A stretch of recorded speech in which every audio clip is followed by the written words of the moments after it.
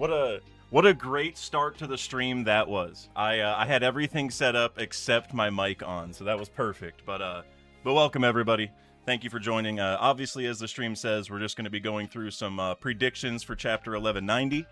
And we haven't done this for a few weeks. I think like 1183 was the last time, so hopefully, we're back to being more consistent. I said this over on Redacted because I finally did a video over there. Hopefully, I can be more consistent there and with these streams, hopefully. But we're here today. But before we actually get into the predictions, as the stream title says, there's some big One Piece TCG news that I want to share with you guys. So if you aren't into the TCG at all for One Piece and you don't really care about this, it'll be pretty quick. But I think you'll like what I'm about to show you. All right, I think everyone will appreciate the things I'm about to show you, because if you haven't heard, the next set is OP17, and OP17 is the LBAF set. So obviously there's a lot of cool stuff that could come out of that in theory, right? But let's see if I can pull it up. So first off, this is the reveal we got today, guys. Oh, never mind. Let me pull it over so you can see it.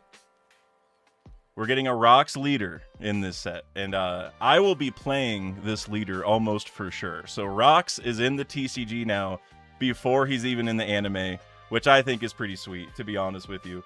But that's not all. It wasn't just this card, because we also got the reveal that, oh, I gotta center it again, that there is a Rocks Manga rare. All right, we have a Rocks crew Manga rare. This is the first time they've ever done this, where they have the whole crew behind it. And we got Rocks with all the Rocks pirates, and Luffy with the Straw Hats. This is like these are the two top chases of the whole set. Super duper peak. We just found this out this morning. And like I said, we're going to get into the predictions for 1190, but I just had to share this with you guys because I think every One Piece fan can kind of appreciate this. Awesome art. I want that Rocks card very bad. But we also got a couple other cool ones that I think you'll like. Namely, oh, here, I got to drag it over again. We got this Kaido card, which I know looks absolutely crazy. But it's from the creator of Baki. That's why it, look, if you've seen Baki, it obviously looks very similar. And I think it's really cool that they're bringing in, other manga artists to do cards for the One Piece card game, because in OP13 we had Gege do the Gorosei forms, which was really cool. And now we're here with Kaido getting the Baki form, which is just, it's so cool. And there are a bunch of other reveals that we got. I showed it on the community post, the members one, if you guys saw it. But there's like some Conquerors hockey cards. There's these Throne cards. There's other mangas. There's a lot of cool stuff. But man, this reveal right here, oh brother, I don't know how much this is going to cost me or what I got to trade in to get this Rocks card. But I'm telling you, like, this card has to be next to my Gold Roger manga in my collection. I don't care if I have 0 other cards at this point. I'm gonna need that one. So yeah, I just wanted to share that with you guys. I know all of you aren't quite into the One Piece TCG yet. Hopefully one day, that'll change if you haven't been into it thus far. But man, they're cooking. They are cooking to an insane degree right now. So, I mean, good luck finding this set. I wish I could tell you guys, like, go make sure you pick up a box, but, like, I'm struggling to find a box. You know what I mean? So, it is what it is. But, yeah. All right, I just wanted to show you guys that. We can come back to this later if you guys got some questions or whatever, but let's go ahead and get into the predictions for 1190. Good vibes. I saw you had the member message. I appreciate you, brother. I know we were talking about this a little bit earlier. OPTCG is goated. They truly are, bro. It honestly shocks me. I also wanted to give a quick shout out. I meant to do this at the beginning, but I forgot because my mic was off, which was not a good move. But I just want to give a special shout out to Colin, to Justin, to Rick, to everybody at Little Root, to Casey, to everyone, because I was at a new card store opening in town yesterday. And I met up with a few friends of the channel, and a couple other guys that I know, and it was really fun. We were waiting in line from like 6 a.m. to 6 or 7 a.m. to 10, so we were just playing games, talking about One Piece and stuff, and it was just a lot of fun to hang out with some people from the channel in person and stuff, so that was really cool. Shout out to all of them. If you live in Columbus, Ohio, you definitely need to let me know so we can meet up at a TCG tournament or something. You know, there's a lot coming up, but special shout out to them for sure. But yeah, let's go ahead and get into some predictions. So I'll go ahead and start us off as I usually do. If you guys have any other ideas, just go ahead and throw them in the chat, and I'll get them up on the board at some point. But my first one is Scopper/Emu drop some major lore. I mean, I feel like a lot of people have this prediction, so I'm not, not going to be too going crazy if this comes true, because I feel like it's going to happen at some point. But man, I mean, after the last chapter, right, Scopper combating Emu, jumping in, like, Scopper knows the true history, right? Like, Scopper knows so much, and there was this panel that someone sent me where whenever Shanks was explaining, like, the King of the World thing to Loki, Scopper said something like, keep your voice down, or he, like, kind of urged him to be quiet about it, as if Scopper already knows a lot of this, which would make sense, because Scopper knows the true history, right? So that is, like, this has to happen. Again, maybe not 1190. Maybe this happens a few more chapters down the road, because Oda likes to, sprinkle things around, but I feel like this has to happen. This is like my main prediction. I'd be shocked if this didn't happen. Levi, I'm gonna put Joy Boy lore here, and then I'm gonna put your name over there, because I think that is probably specifically what it'll be. I think you're right, Levi. Kine Ackerman. I don't know how to say his name, but either way, I got you on there. I think it will be Joy Boy stuff. Like, I don't know what exactly it'll be, but, like, I could almost see Scopper, like, taunting Emu with some Joy Boy stuff. Like, yeah, didn't Joy Boy, beat your ass like 100 times back then? Or, I could see something like that. So I agree. We're getting some Joy Boy lore for sure. Oh, veneers. I love that. Corrosis, real quick, Corrosis, just because you asked, I'll show you so I don't get too far from it. You said, is the art for the Rock's leader revealed yet? It is, and I have it right here. So here's the Rock's leader. And by the way, I think he's going to be countering Shanks, which is sort of lore relevant because he kicked Garling's ass, and then Blackbeard scarred Shanks, so it kind of fits. But we got that, and then there was also this, the Rock's manga rare, Corrosis, if you haven't seen that. So, yeah, pretty sick. But veneers, or veneerace, maybe that's how I say it. You said Emu shatters at least one of Gabon's axes. Now, I love that. Dude, I almost want that to happen more than mine. I feel like mine is gonna happen just because it kind of has to, but yours is like, I wasn't even thinking that, and I really like that idea. Because something I brought up on Redacted with Sai, which I recorded like a week ago, but I edited it like 2 nights ago, so it's like fresh in my mind now. But one of the things I brought up is, like, Scopper might die eventually from this. I mean, people dying in One Piece is very, it doesn't happen very often, so who knows. But I also brought up, like, him losing an arm would make a lot of sense, or a leg, or something serious. But his axes getting broken is maybe even better, because Emu is using an axe against Scopper. So it's like, who has the best axe sort of thing, right? So I like that one. That one's real good. I'm a big fan. Corrosis. Scopper calls Emu the Rat King. I like that one too. That's a good one. I didn't think about that. If he also calls him that, then I feel like we got to come up with like a theory on this, like, because I think Rat King, I think I mentioned this in a video. It's like, it could just mean like I don't know if like trope's the right word or legend, but there's this Rat King that, like, where all the rats like have their tails tied together or whatever, right? And so there were kind of theories like, is Emu like an amalgamation of all the kings or something? Like, because he was also merging with Saturn at the time, so it's like he was kind of a Rat King by, tying himself to Saturn in that way. So yeah, Scopper calls Emu the Rat King again, then we really got to think about what that's supposed to mean, for sure. That'd be big time. Let's see.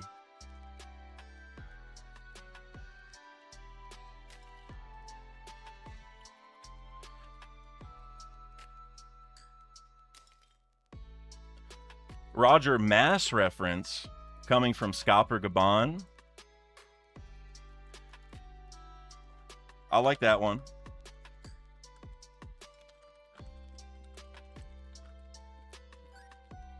Who said that again? October. I like that name. October. I was born in Octobers, you know, I'm a little partial.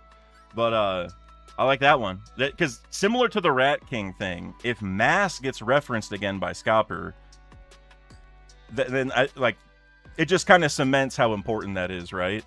I could almost see Scopper fighting Emu, and then at one point he's like, I don't have enough mass to stop you, or something like that. And that, you know, ties back to Roger and Garp saying they need enough mass. Maybe Scopper won't have enough mass against Emu. So I like that one. I like that one. Narukami, you said no parrot predictions. Come on, guys, get it together.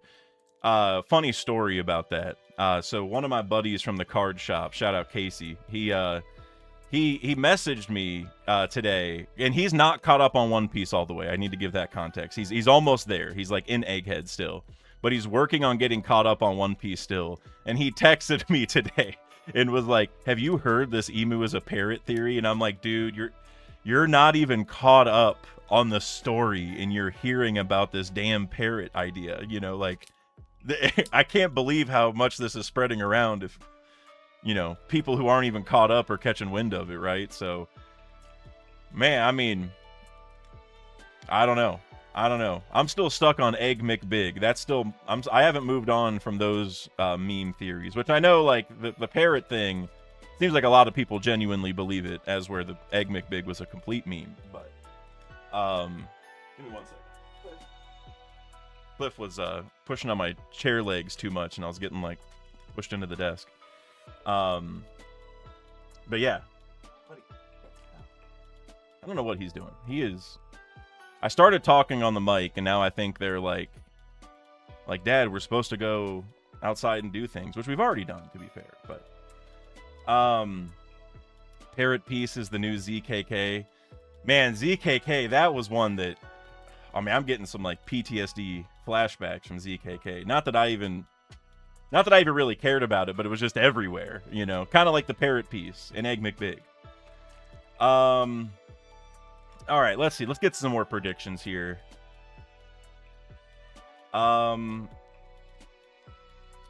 you said we see Luffy without a leg. Is this important to note? Is that, do you mean, are you saying it like it's a prediction, or are you saying that in the last chapter we saw that? Because I'm sure he still got him, and I don't think he would ever lose one. Although I know like the peg leg theory is, you know, that's always been a thing. We got to find someone with a peg leg, other than Zeph, I guess, and and Shiki, I guess. I mean, are Shiki's legs peg legs? Like they're swords, so I don't know if a peg leg has to be like a piece of wood, you know. But I guess Shiki has them. But yeah, there's probably going to be someone else important with him. Prediction. Don't want that to happen, though. Me too. I mean, like, it could work, but we don't have to, you know? Like, it's not one of those things where, like I'll feel the stakes regardless. I don't know if we have to do that, but I hope not.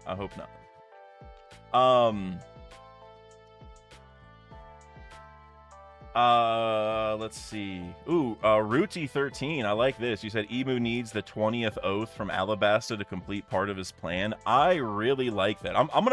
I sort of doubt that this will come true in the next chapter, although I guess it could. If we're getting some serious lore drop from the Void Century and stuff, maybe we could. But I actually kind of like that, because that would be why he needs Vivi, right?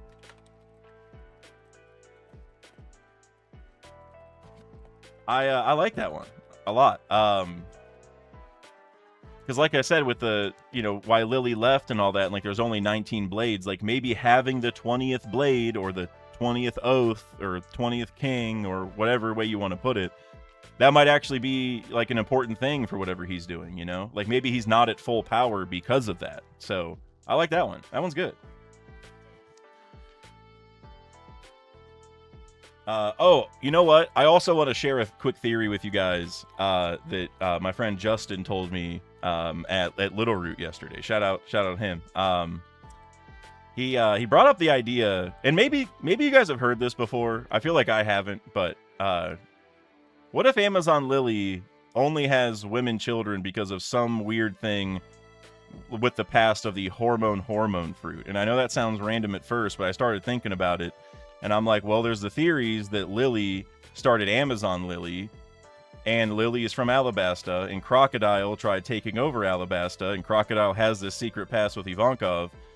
So there could be like a weird parallel with the past where the hormone fruit is involved with Lily and Amazon Lily in some way because of a funny parallel through Crocodile, right? Like, I know it sounds kind of wacky at first, but the more I thought about it, I was like, you know what? That is like, that's not the craziest thing I've ever heard. And I doubt that's going to come into play here, so I'm not going to put it on the prediction list. But I was like, that's a solid theory. That's interesting. Corrosis, you said hormone environment awakening. Yeah. And that was the thing. Like, I went through all this reasoning I just said before I got to the point you actually just said. Because then, well, he actually said it, but he was like, because paramecia awakenings affect the environment. And I'm like, wait. So Amazon Lily started because of the awakening of the past hormone fruit user? All right. That's like a very One Piece driven answer. Like that sounds like an Oda thing. So I like it, man. I don't know how likely that really is. But it kind of makes sense, and there's like some lore reasons behind it. So I mean, honestly, I don't know. I don't think it's that crazy. Let's see. Michael Evans, Long Ring Longland is still happening though. Absolutely. 100%. 100%.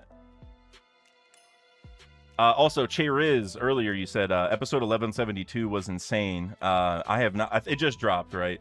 I haven't seen it yet, but I need to. I've been watching the anime religiously, and I should be doing like reactions, and I'm sorry I'm not, but it's kind of fun to like, sit on the couch at the end of the day on a Sunday and watch the new episodes just on my own. But I should be doing reactions, honestly, because we're getting to some pretty hype stuff at this point. The beginning was sort of slow of the arc, but. Well, I guess we got the mural and all that, but now the Gods Knights are pulling in and all that, so more stuff's going on. All right, let's get another prediction on here. Ruti13, I saw you also said OH brother, bro. I did not know you were an Ohio native or fan or whatever it is, but shout out to you, man. If you live in Ohio, you got to come over to Columbus and do some OPTCG tournaments. It's been fun meeting a couple of you guys. I say you guys loosely, like just some people tangentially connected to the channel. It's been fun meeting you guys over there. So more you want to show up, definitely do. Lost One, you're from Ohio as well, dude. That's amazing. Shout out, dude. I'm Ohio born and raised, man. So, like I said, if you're near Columbus, definitely come to some TCG tournaments. It's a good time. It's a good time. It's starting to become a point where, like, like me and my friends, like we take up a good amount of the people going to some of these things. So it's kind of cool. Let's see. I got to get another prediction on here. I just keep interacting with the chat, which is great, but we got to get some predictions on here.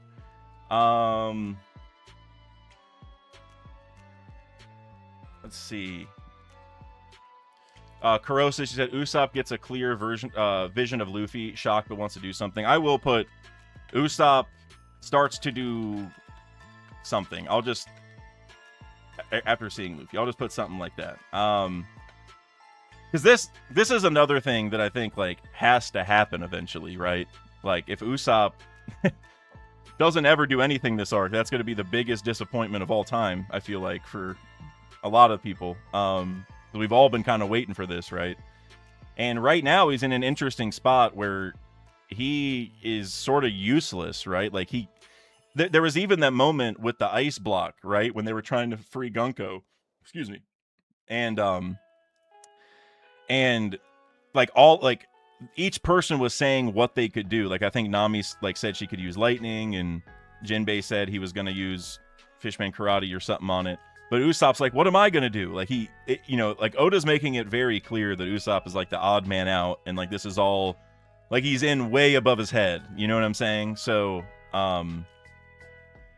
it would be cool if Usopp sees Luffy in his situation, and that drives him to actually do something. It would parallel Enies Lobby very well, right? Whenever Lucci was standing over Luffy, like as he was like defeated, quote unquote, or very close to it, and he sort of rage baited him, and that drove Luffy to get back up and all that.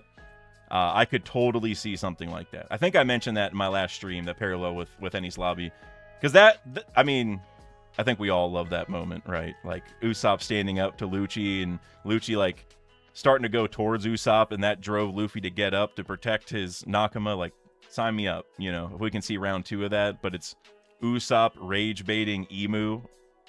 Dude. I need it.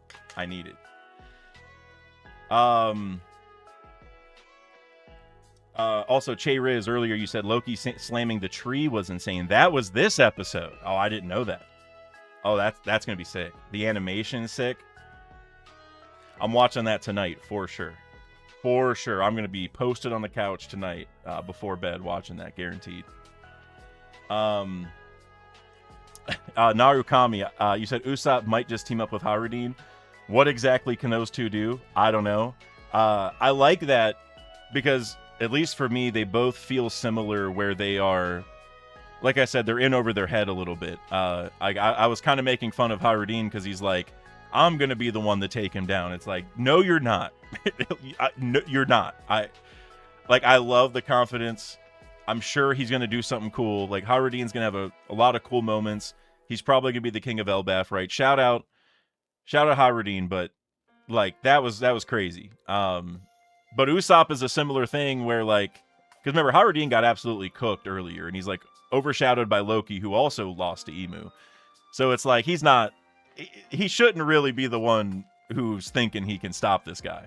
But neither should Usopp, but we know Usopp's going to do something crazy. So I actually like the idea that at some point those two, whether they team up or they each do something that we're not expecting, I like that they both find a way to be relevant, right? Kurosis, you said maybe he starts to head over to Luffy on his own, and the crew tries to stop Usopp because it's too dangerous. I would love something like that, like, because in a weird way, it would show that like he's the brave one, right? Where like if he's starting to go over and the crew is stopping him, it's like they are more scared than he is, but that really shouldn't be how it is. So I think that would be cool.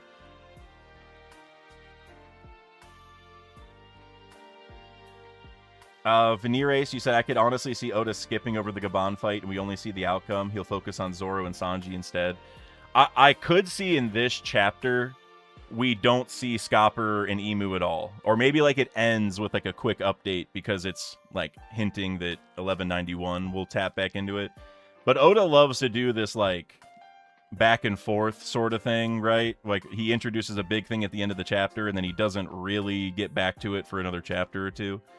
So I could see us doing a lot of Zoro and Sanji focus this chapter, and at the very end we see where Luffy went, because it looks like he's like falling off of the tree at this point, because like his the thing he's stuck to, the part of the tree, is free now. So I could see the end of the chapter roping back to that. But I don't think Oda would skip over the Gabon fight entirely. Like for this chapter, yes. But I do think we'd have we gotta get to we got to get a little bit of discussion. I don't think it'll be a big fight, though. I think, like, we're talking a few pages of fighting, probably, for them. Like, maybe one full chapter max. Because, like, let's be real, Scopper probably can't compete. I mean, Scopper is obviously a monster, but, like, this is Emu we're talking about. Scopper already lost, like, 2 hours ago to Gunko because of the arrow thing with Colin, right? So it's like, I don't think he's in a position. He's not even 100%, and even if he was, he probably couldn't stop him. Remember when Rayleigh said after Amazon Lily that he's getting so old that he probably couldn't have stopped Blackbeard if Blackbeard actually tried? I feel like Scopper's in a similar boat where he's getting too old for this stuff, you know? So So I don't think it'll be long. I think we got to get some lore, but I don't think it'll be very long. I agree at least with that part. Dill Corey said, I love the idea of Usopp doing something. I've waited like a decade. Dude, all of us. And I like here on the prediction, I like how it says Usopp starts to do something, because that's all we want. Like, just got to find a way to do anything helpful at this point, you know? Which he usually does find a way, but he hasn't done a very good job thus far, for sure. Tariq, I'm not sure how to say the whole name, but Tariq, I feel like that's probably how it starts. What will Biblo tell Chopper? Joy Boy lore. And you know what? I'm going to put that on here, because I was hoping someone would bring up my boy Biblo. I mean, all of our boys. I think all of us are excited about Biblo's potential. Maybe I'll put Biblo. Biblo tells us Joy Boy lore. I know you were just asking, but I'll put you there anyway. I'll put me too, because I guess I'm the one who actually like responded with it. But I feel like that's got to be what's about to happen, because if Biblo is taking Chopper away in the midst of all this craziness, I mean, it's got to be something important and prevalent to what's happening, right? And so I think like Joy Boy, maybe I'll put like Joy Boy versus Emu lore, maybe specifically, because I think Biblo will either like have a clue on how to stop Emu, or just important info for us on what's happening, you know, something like that. Because like, if there wasn't, you know, a demon on the island trying to like kill everybody, I might say it's like a medicine thing. Like maybe there's a cool old medicine that he wants to tell Chopper about, or maybe he's going to explain maybe what was happening with the Domi Reversi thing, which I guess that's maybe an option.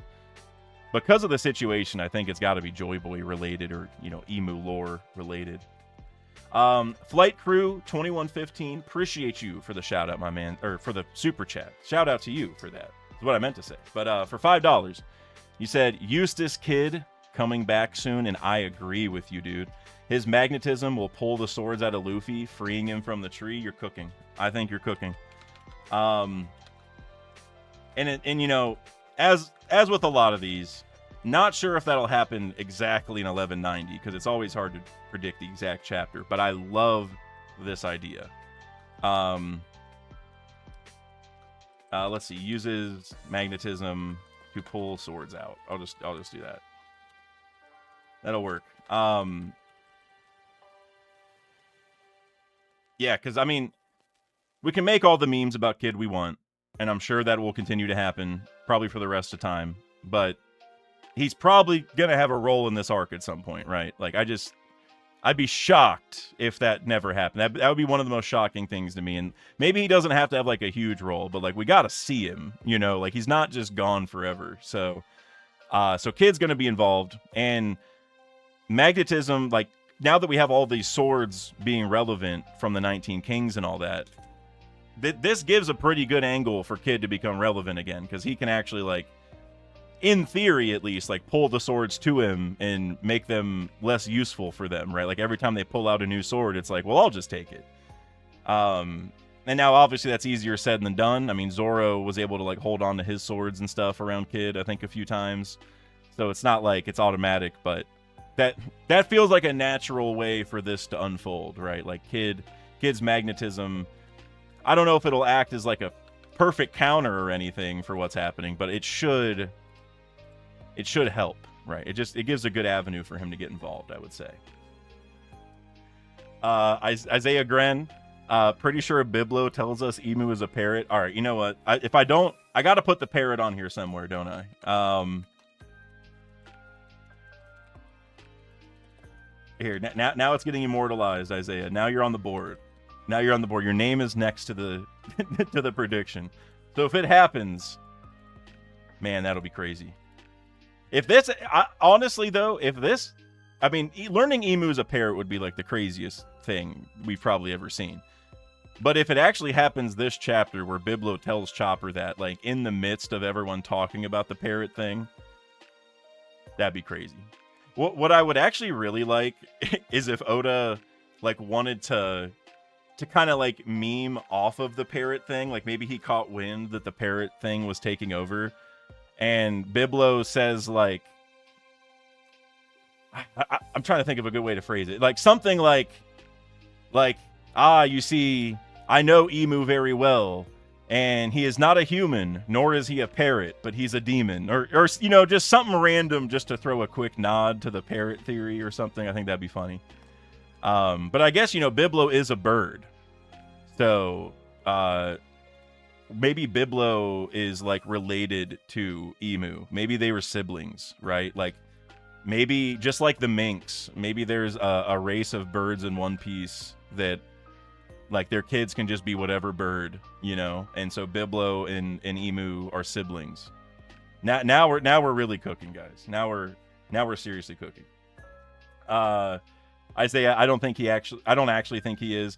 I figured. I don't think most of the people bringing up the parrot theory thinks it's real, but it's been mentioned enough times. It's got to be on the board. You know, it's got to be. Biblo is a parrot. You know, that would be kind of funny if somebody's like, Biblo, like, aren't you just an owl? He's like, no, I'm a special kind of parrot. Like, even if that happened, that would be insane.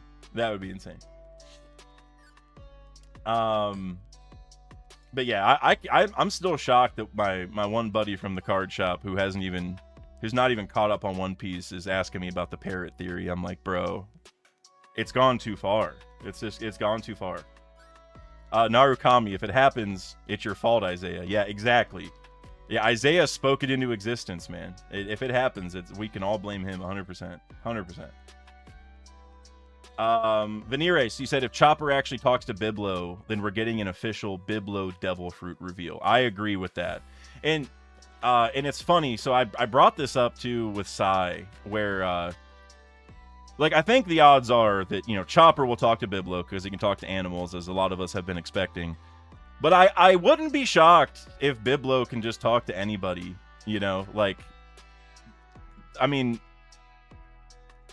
have people tried to talk to him? Have we, you know, we haven't really had a chance. I wonder if he can, but he just chooses not to like, protect his identity. And I think that would be interesting, because if he can talk, then that would tell me that he's not really an owl or really a parrot, that he's like maybe a human with an owl mythical zone or something like that, and that's what gives him the shrink ability. It's not a paramecia thing, but something else. Yeah, I don't know. I agree, like, because it'll be the devil fruit reveal either way, because if he is an owl and he talks to Chopper, then maybe it is just the, what was it called, well, do we even know the grow fruit or whatever it is, you know, where he changes the size, or I forget exactly what Lilith thought it was called. But you know, if he is an owl and he can only talk to Chopper, it's probably that. But if he can speak to everybody, mythical owl zone for sure. Isaiah, Isaiah cooking with the $5 super chat. Biblo tells Chopper that all of the Straw Hats are parrots. Maybe it's the case that everyone's just a parrot, you know, because like we keep saying Emu is a parrot, but what if everyone just is, right? So yes, Emu is, but for all we know, it's everybody, man. You know, at this point, if we think that the Emu is a parrot theory has legs, then by default, the everyone is a parrot theory has to have legs, you know? Yeah, nurture, Venerace. Yeah, I think that was the fruit, or that was like the one translation of it. I think you're right. We are parrots. We carry the flame, dude. How did this start? Do you guys know how the parrot thing started? Like, I'm sure it was just like a, you know, social media random thing that popped up like Egg McBig, but like, did someone like do a video and it blew up and that is where this all started? Or like, does anybody know where this originated? Because I don't know. I've just heard it a million times, and half the time it's like, it's just, have you heard this theory? And I say yes, but I don't understand it, and then nobody explains it because I don't know if there is like a great explanation. I've heard some of the logic, so like I kind of get what some people are trying to say, but I haven't heard like a full, concrete, good explanation of it. You know, it seems like every piece of evidence I see is just a meme. But I mean, that if that's the case, then hey, I mean, more power to them. You know, the meme theories are sometimes the best ones.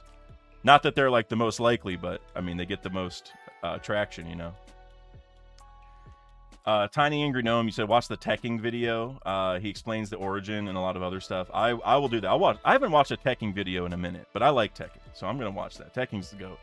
I've actually been thinking of trying to hit up Tekking for another collab sometime, because we haven't collabed for like 2 or 3 years, so need to hit him up for sure and get Tekking back on here. Or I don't know, he never does collabs, so I would go on his, but I don't think he would want to. But maybe I'll get him over here for sure. Harley Joe, you said it started with an English speaker thinking there was a pun in Japanese, but Luna Pien says it isn't accurate. That sounds about right. That sounds about right. Tariq, you said someone lost a bet. That also sounds right. That could also easily be it. Oh, Isaiah, thank you for the other super chat, brother. I sort of glossed over it there because there was 2 back-to-back and I missed it. But thank you very much, brother. Biblo talks straight to the reader and tells us that Oda is a parrot. You know what? Oda has, kind of like reused enough of his tropes throughout the story that he is a little bit of a parrot, you know? Because, parrots are always, repeating stuff. So it in a way, I could see it. I could see the argument. 100%. But, in all seriousness, like, someone said it earlier, man. I forget. I don't think I can find it now. But somebody, it was a good point, just said, Oda's probably too busy to worry about this parrot nonsense going on or whatever the community stupid theories are coming out. But it would be cool if we eventually get, like, at least, like, some art that involves a parrot and maybe there's a nod there. Like, maybe the parrot will have emu eyes and it's just some funny nonsense. I don't know. I could see Oda doing something, but probably not in the actual manga. That would be shocking. That'd be shocking. Someone suggested his crown looks like parrot feathers. That's maybe like the best evidence I've heard. What are you doing? I don't know. Cliff's doing some weird stuff behind me, guys. I don't know what he's on. You good, buddy? I don't know what he's doing. I think he's just actually in a really good mood because the weather is it's been good here for a while because it was so hot for a long time, and it's like in the 70s today. And I think he's just energetic. Good vibes. I think we get an emu retreat eventually because the Revs will be attacking the Holy Land. Scopper and Dragon secretly talking. I kind of like this. I'm curious what you mean by Scopper and Dragon secretly talking. Like, do you think, like, they've been talking before this, so, like, they're on the same page for everything that's about to happen in the world? Or do you mean, like, they're going to be talking in this chapter at some point? Like Emu leaves, and then Scopper talks to Dragon. Like, because I kind of like that idea. I'm just not sure what you mean. But I want that. I want anything Dragon-related. And actually, I was talking yesterday to all the boys at the card shop, and we said that when Dragon, or if Dragon gets a manga event card, because a lot of the characters get manga events as well, like Blackbeard with the Zehaha. Dragon's manga event card needs to be ... Like, it needs to be his face looking east, and the title of the card, the name of the card is just ... That please, man, please, like, if Bandai knows what they're doing, that is gonna happen, because that would be hilarious and fitting, and you have 1 million panels to choose from. You can probably make like 10 of those cards if you really wanted to.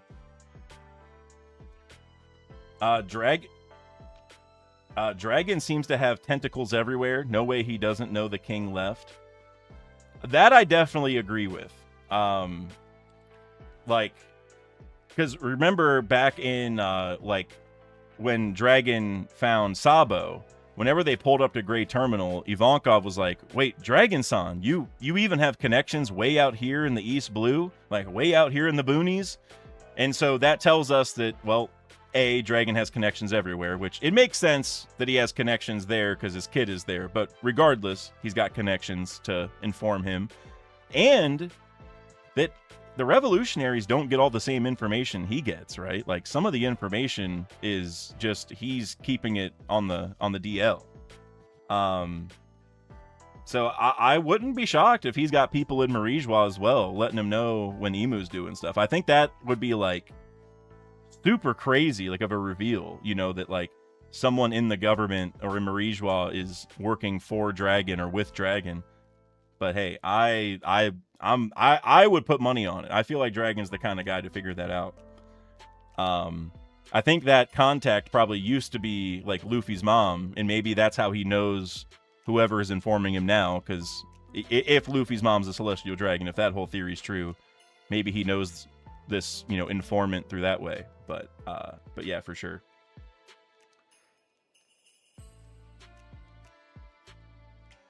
Ethan Ruff, you said, do you think the treasure Doflamingo was talking about in the Holy Land was his family's weapon?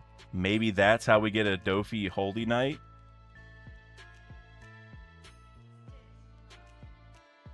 Dude, that's a great theory. That's awesome. I didn't really think about that. Like the Don Quixote weapon, could that, I mean, like, is that what Doflamingo's talking about? I'm not sure. I mean, I still think the Straw Hat is maybe the most likely answer because of the way the panels were situated. Like, because we saw the hat right after Doflamingo was bringing that up and all that. But regardless, the Don Quixote weapon maybe giving us an avenue for a Doflamingo God's Knight in the future. That's cool. I'm not a big believer that Doflamingo will join the God's Knights, mainly because he used to be a warlord, so I think he's going to join the Cross Guild, which I hope happens. But still, the Don Quixote weapon part is so interesting. And actually gets more interesting the more I think about it, because, like, think about the other Don Quixotes. Like, think about Homing. He left Marijois. He didn't think it was right. Then you have Don Quixote Mjosgard, who was standing up for the fishmen. Like, he wasn't really a fan of the way that they were doing things either. So the Don Quixote sort of have a history of not really liking what the government does. But yet, if one of the weapons is theirs, I feel like that's going to go somewhere. Like if we're getting really, you know, theory brained about it, like, what if that weapon doesn't want to listen to Emu, right? Or what if, like, I don't know, we should really meet the Don Quixote God's Knight currently, if we assume there is one. Because, like, I feel like there's got to be something there with, like, I don't know if I would call them traitors per se to the Celestials. Because, like, if you were a true traitor, you would, like, try to hurt them. You wouldn't, like, leave, you know? And, like even Mjosgard, like, he didn't really do anything until, like, Shirahoshi was in trouble and all that, right? So, I don't know if I'd say they're traitors necessarily, but, like, you know, they're not a fan of the overall cause, for sure. No, man, that's a good theory. That is a good theory. Good vibes. You said there are 13 knights. No. I can't remember if we've gotten confirmation on the number or not, because I know we had the panel with Dragon where there's, like, a certain number of people back there. But I don't know, but I can't remember if they've said a number or not. I'm genuinely blanking. Because, like, it could be a situation where Oda just shows us that group and then, you know, there's a few other reveals that he's saving or what, you know. He's not always giving us all the answers. But I can't remember if they gave us a number or not. Oh, because it's the number of marks. Right. Okay, so if we assume that, because the thing about the marks, though, is, like, you can be in the God's Knights without having the higher tier marks, right? Because, like, Shanks, remember, because he wasn't a God's Knight, like, officially, but he was, like, in training or involved with them, even though he had the lowest tier. And I don't think the lowest tier has a limit. I think it's just the upper two. So it might be the case where, like, there are other gods knights, but they aren't maybe as strong or important. You know what I mean? But yeah, no, that's a good point. So the Don Quixote one, maybe by that logic, wouldn't be one of, like, the Deep Sea Covenant people.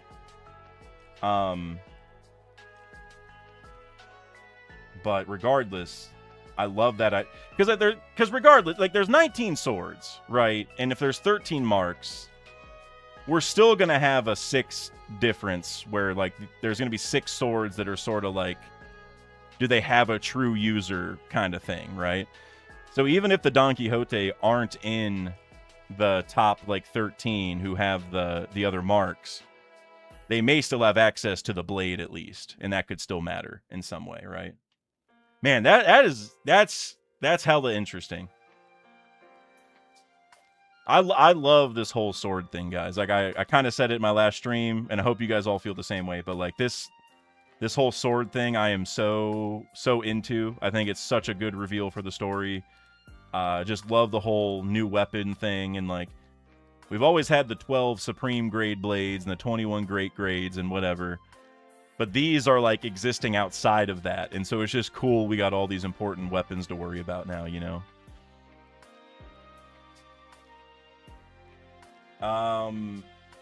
Tiny Angry Gnome, do you think Biblo will bring up Emu's Grimoire? I like that one.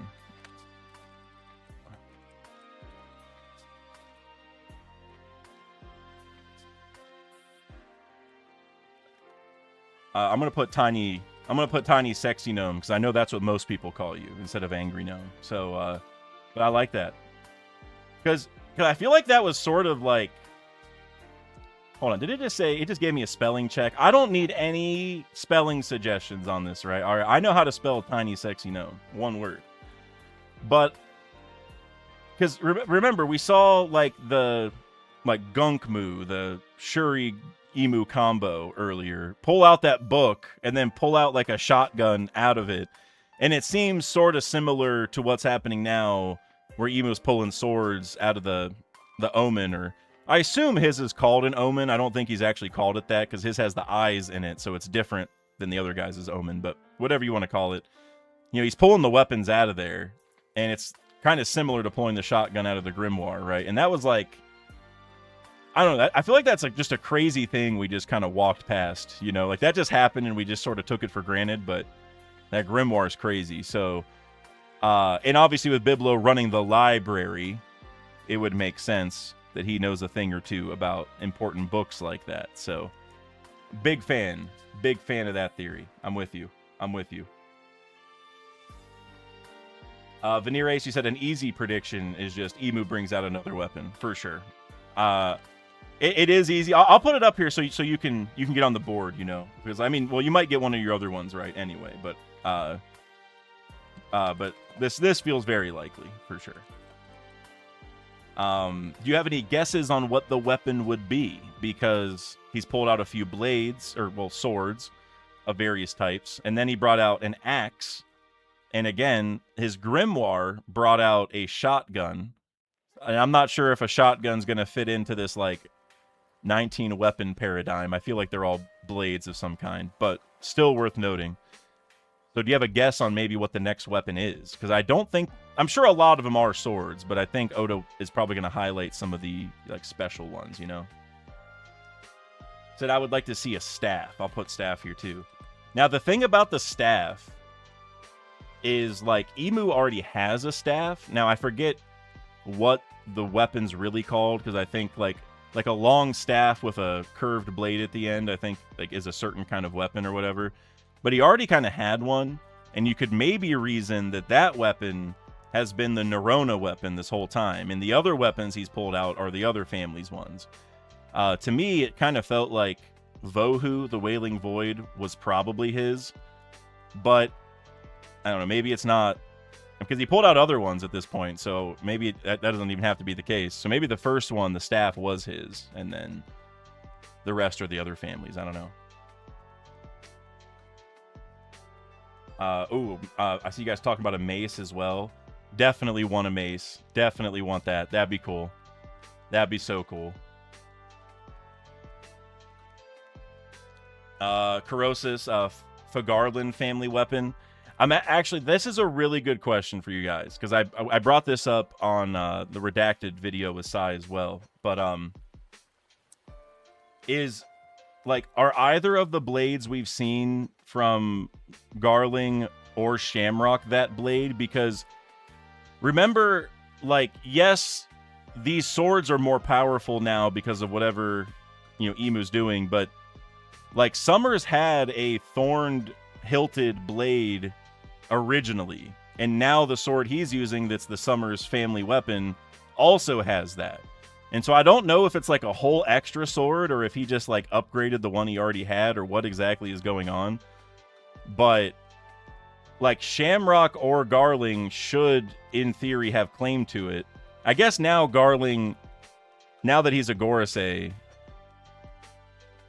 I don't know. I was going to say, now that he's a Gorosei, he should probably have it because he's so high ranking. But like but I mean, I guess like now he's not a God's Knight anymore. And like Knights always need swords, right? So maybe Shamrock has it now. I don't know. But like one of them in theory should already have it, right? Or like you would think, or at least have claim to it. I don't know. Ooh, a flail. Rowdy 13, a classic flail. Dude.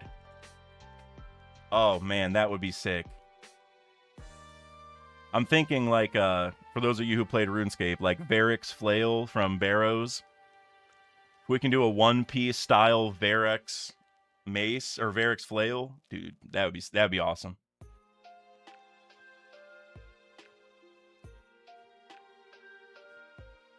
Prophet of Zebek. You said, I think Yoru is the Nefertari weapon, unless Mihawk is Nerona, and then that's the Nerona weapon. So, it's interesting, because Yoru is confirmed to be one of the Supreme Grade blades, but by virtue of there being 19 blades around the throne, that would tell us that they all can't be Supreme Grade.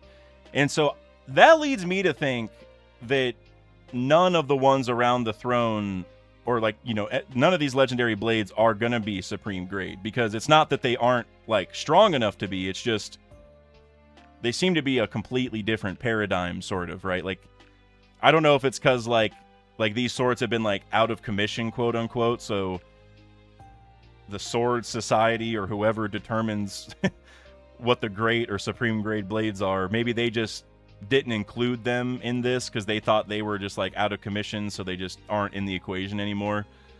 But regardless, just it makes me think that Yoru probably isn't one, because it is a Supreme Grade. And so why would that one be a Supreme Grade if all of the other ones can't be? Which it could be. Like, I'm not saying that rules it out, but that would sort of make me think that Yoru just exists separately from these, probably. But hey, I might be wrong. I mean, it's going to be important one way or the other for sure. And Mihawk.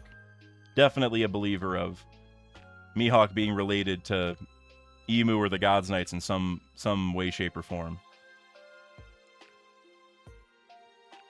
Ooh, bow and arrow or crossbow, Will of Dreams says.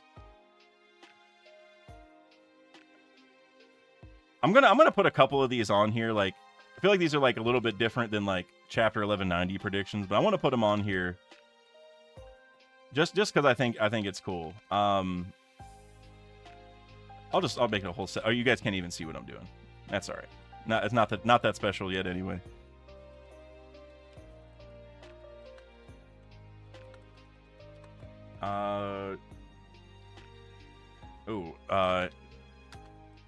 Assassin's Creed style hidden blade. I like that one too. That one's cool. Because I do think Oda's gonna have fun with these. Ooh, lightsaber. Narukami says. I'm gonna put names on them as I go through. I'm just trying to stay caught up here. Yeah. Oh, that's right. Bow and arrow. I really want a bow and arrow because like it's not a blade, but it is sharp and like. I think Oda's gonna just be a little wacky with it. And like again, if I don't know if the shotgun counts. I feel like the shotgun's probably some random nonsense, but you know, we have seen Emu pull out a shotgun out of nowhere, and so maybe a shotgun is one of them. And if so, they don't all have to be swords at all, but they probably are. But we can be open-minded for now. Lightsaber would be sick though. If we can get a lightsaber, that'd be crazy.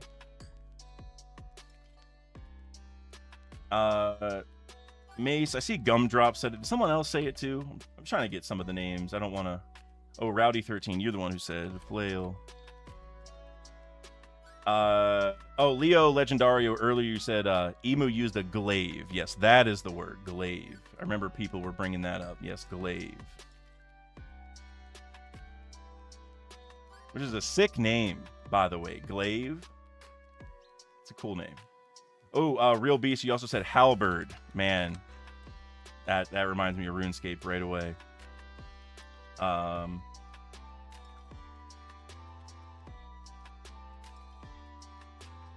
Will of Dreams, you also said a whip. You listed some other stuff, but you said a whip. I'm going to put that one specifically because I put Will of Draw. Man, I'm moving too fast. Will of Dreams. Will of Dreams. Will of the Draw. It's like I've been playing too much TCG, you know, Will of the card draw. But I like whip also because of the RuneScape reference.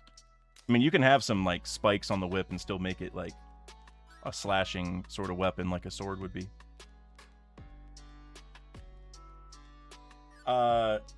Plume Black Cat, you said, crap, how late am I? Is the stream over? Dak, I'm so sorry. Didn't realize it at all. Dude, no, you have plenty of time, Plume Black Cat. Welcome, man. Welcome. We will be here. How long have I been going? I've been going for an hour. Bro, that's okay. That is insane to me. I did not think I have been going for an hour already, but no, I'll still be here for a little bit for sure. For sure. Honestly, like all weekend, I wanted to do a stream like this. But it was a long weekend, guys. So like I mentioned, I had the card shop opening yesterday, a new card shop in town. And I was gonna like just wake up early and go at 7, which is sort of what I did originally. But then they told me that people started lining up at 10 p.m. And so I stayed up pretty late, like, should I head over? Because they had some really good stuff for sale, but it was like limited. And so, you know, whoever gets in line first is gonna get a really good deal, sort of thing. And so I stayed up like all night, literally texting one of my friends, like, all right, should I go now? Should I go now? Like, I really don't want to sit there all night, but so I've barely slept. Like last night I got to sleep, but the 2 nights before that, it was tough with the various things I was doing. But we're here now, so definitely want to chat for a little bit. And Plumed and anybody else who's joined since the beginning and just didn't see it, real quick, I just want to show you guys. We did get some new card reveals from the TCG, including Rox Dizabek Leader.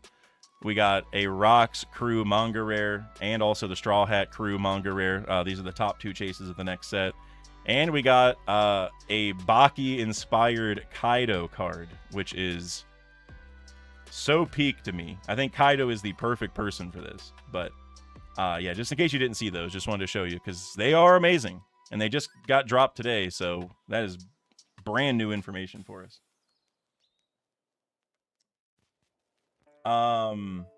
Obsidian Brother, you said, Dak, what's up, bro? You think Luffy might be out for a while? I really don't know what to make of Luffy right now, man, because he's still in gear 5th, right? Even though he's been stabbed twice. And so I really don't know what to make of this. Like, also Nickel Vento, I see you said Cleaver. I like that one. I'm gonna put that on here. Oh, you can't see it. You're on there. But yeah, because Luffy's still in gear 5th, right? So I don't know, like, how real his damage is. I don't know if that's the right way to put it, but like, obviously, yeah, he's getting stabbed through his body and like he's obviously hurting and he's bleeding from the mouth and stuff. But like, Emu also mentioned how it's like taking out his soul energy or what, I forget exactly the way he phrased it, but it's like it's more than just regular damage, right?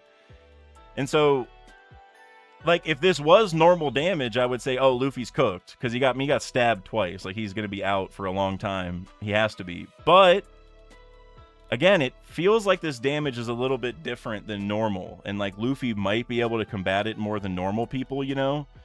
I mentioned this on Redacted too, but it reminds me a little bit, potentially, of Law and Big Mom, where like Law could stab Big Mom, and the stabbing wasn't really the problem because she couldn't even feel it, but it was the after effects, right? Like Shock Willie and all that kind of stuff. And so I don't know if we're maybe revisiting that a little bit, where like the sword, the physical damage is sort of superficial, but the other stuff is a bigger deal. So I really don't know. I don't know. I don't know what to make of it right now. I'm very curious to see how Luffy kind of reacts to all this, you know?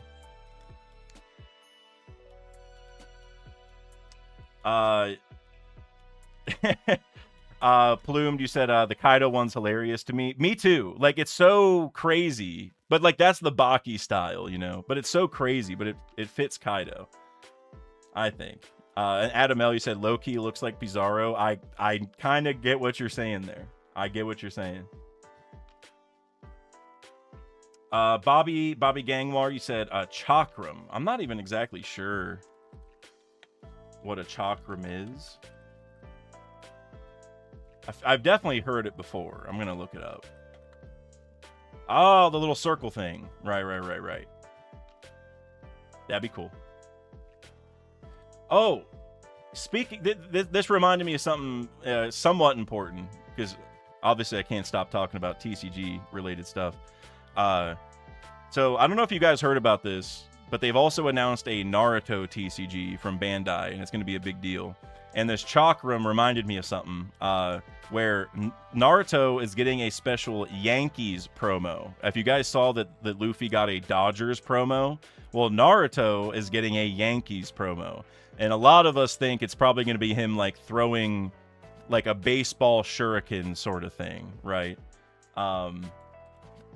And that there's like only going to be 18,000 of these cards printed. So if you live in New York, you need to go to that promo night, because you will make a ton of money getting that promo card. But yeah, the chakram just reminded me of it, because I know people, well, the people wield it too, but they can also throw it. And yeah, just reminded me of that. But it's going to be sick. They haven't revealed the art yet, but it's going to be a sick card for sure. Veneer Ace, you said, I've got the Dodgers straw hat. Do you mean... do you have like the really expensive? Well, they're both expensive, but do you have the first one or the second one? Like, do you have the Dawn card or the character card? Because the first one is worth a small fortune at this point, and I understand why. I wish I had one. Second one is kind of mid, if I'm being honest. Mr. Bushido, for €2, you said Scopper drops Roger lore and cuts Emu. Well, I'll have you know, you probably didn't see it before you did that, but that was the very first prediction, which was from me. But I'm going to throw you on there, Mr. Bushido.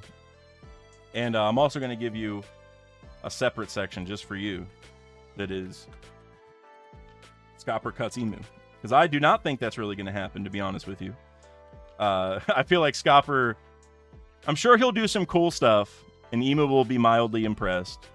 But I don't think Emu is going to do a whole lot. But it would be kind of sick if Scopper put like everything he had into one attack and did like a little bit of damage to Emu or something, and it sort of gave us like a scale of like how hard it's really going to be to hurt him. Or Scopper's like he like looks at Luffy and is like, that's the kind of thing you got to do if you want to beat this guy. Or I don't know, there could be a cool little takeaway from it. But completely agree with the first part for sure. We're getting some Roger / Joy Boy / Laugh Tail lore.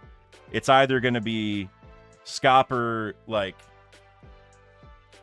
I don't know. I want him to say something like, I wish Roger was here for this, or, you know, I wish Roger was waiting for this moment, or, you know, Roger knew that this would happen, or I don't know, or maybe like he could say like, you know, you showing your face is the culmination of Roger's work, or something, you know. It's like, Ibu, you wouldn't even have to be here if it wasn't for Roger. Like, Roger's the biggest pain in your ass, isn't he? Like, I want that kind of lore. Like, he's almost rage baiting him about Roger. Like, yeah, my captain is, you know, the ultimate thorn in your side kind of deal. I want that real bad. Real bad.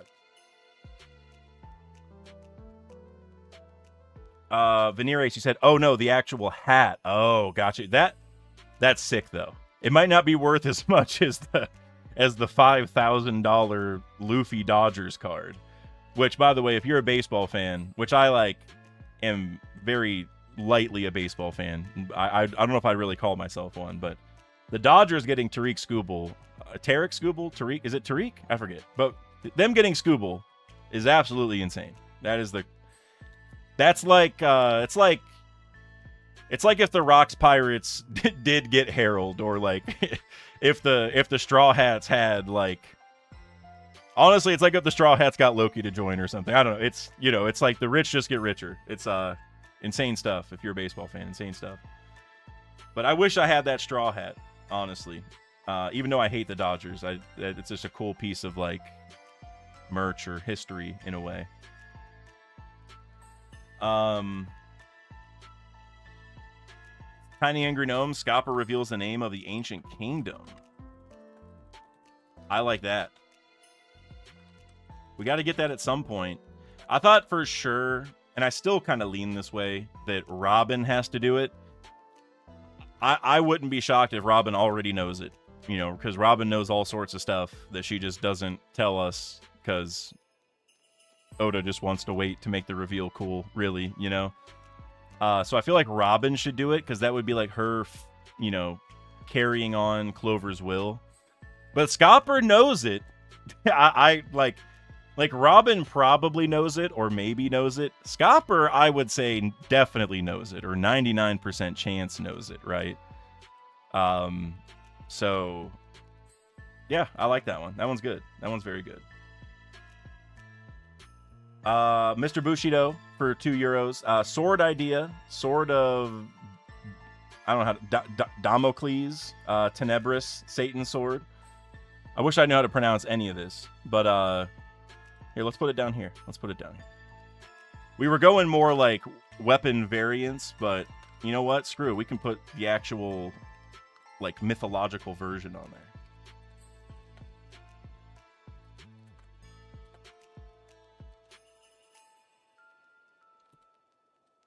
My only like initial pushback on this is like, this should be like Emu's sword, like the Nerona sword.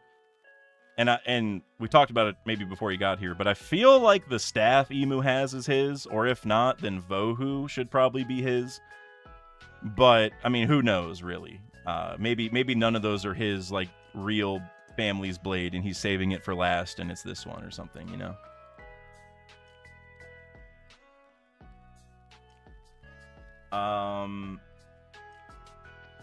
Levi, you said if the Cavs got Ant, like going back to Skubal, man.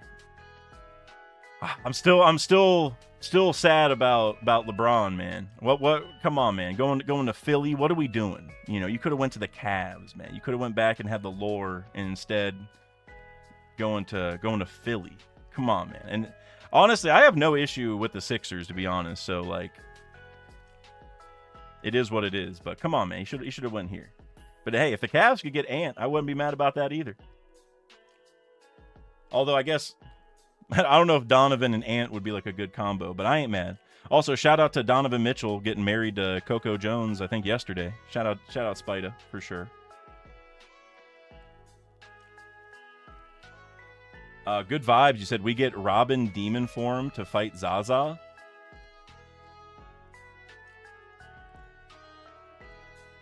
That's kind of cool. Like, I like that general idea. Like, Robin makes like a, I mean, it could be her demon form, or just, any really giant version of her to kind of match Zaza's size. That would be kind of cool.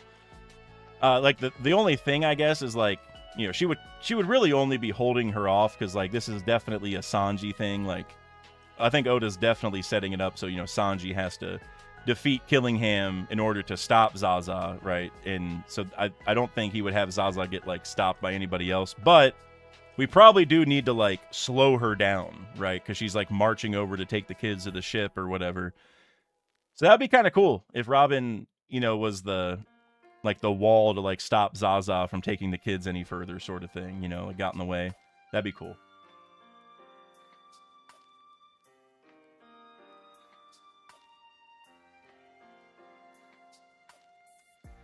Bushido, you said, do you think there's an intentional connection between CP0 being called Aegis Zero, with Aegis being the shield that killed Medusa and the swords being important?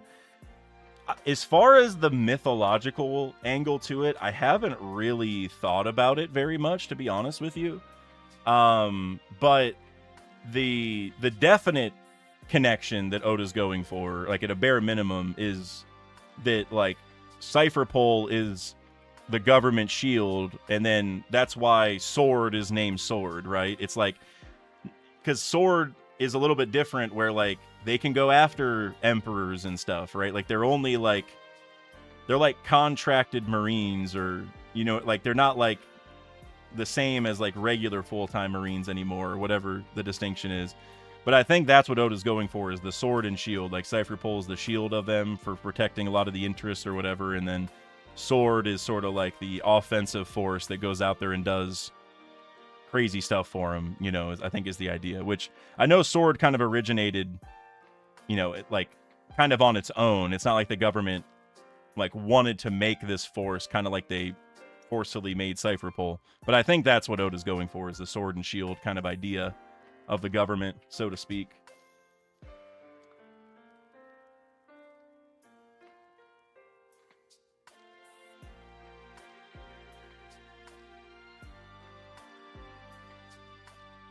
Korosis, you said Neurona weapon is an instrument. Tiny Angry Gnome, a bell, question mark? Honestly, we already saw Emu use a bell once, you know? We already did. It would be pretty sick if one of the weapons is an instrument. Like, Neurona's... Well, I guess Emu did make it, like, everyone was singing and dancing when Emu pulled up, right? So...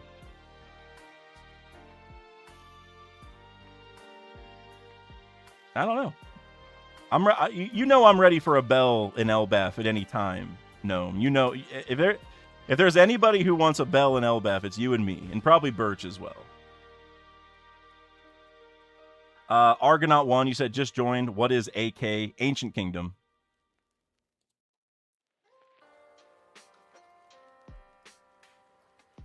It's so funny because, like, whenever I do scripts, there's a lot of, you know, like acronyms like that I use, so it's just quicker to script everything.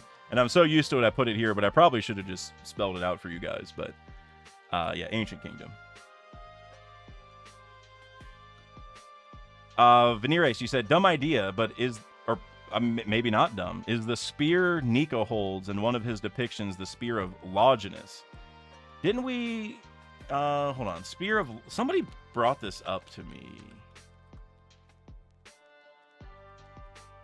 No, isn't that the one? No, that's so you're saying is the one that's stabbed into... Wait, hold on. I'm not showing... Okay, cool. I was pulling up a couple web pages, and I was like, wait, am I showing you guys everything? Because then I'm showing you chapters, and then I'm going to get in trouble, and we don't want to do that. Yeah, they just mentioned Longinus, right? That wasn't one that was actually in anybody. It was just the one they named, right? Yeah, okay, yeah. It was when Summers was just, like, rambling off a bunch of names. Okay. So we haven't seen it yet, right? But it is the spear that stabbed Jesus, right? That would make a lot of sense if that was somehow Nika's, right? I think that would... I don't know. I think that'd be cool. And something I brought up also... I think I brought it up last stream, too, or in the Discord. I can't remember. I've been talking about One Piece too much. I brought up how... like, if Luffy's mom is a celestial dragon, then Luffy has claim to one of the weapons. Like, one of the weapons is his, right? In a weird way.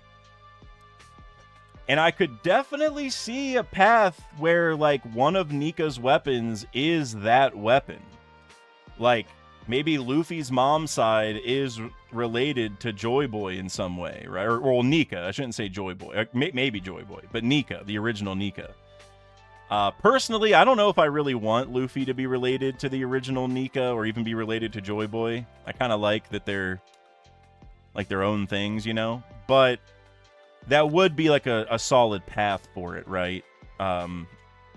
just to like have that through line for Luffy's mom to become very, very relevant in some way.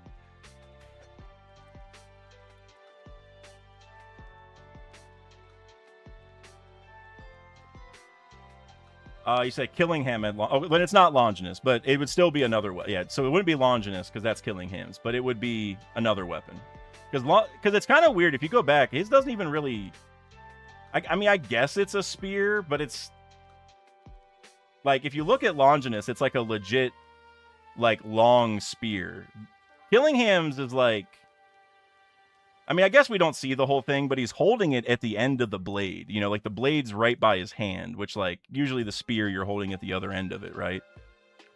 So yeah, but regardless, I think Nika's spear could be one of the weapons through Luffy's mom, which would, again, I don't know if I want him to be related to Nika, but that would be a path for that to happen.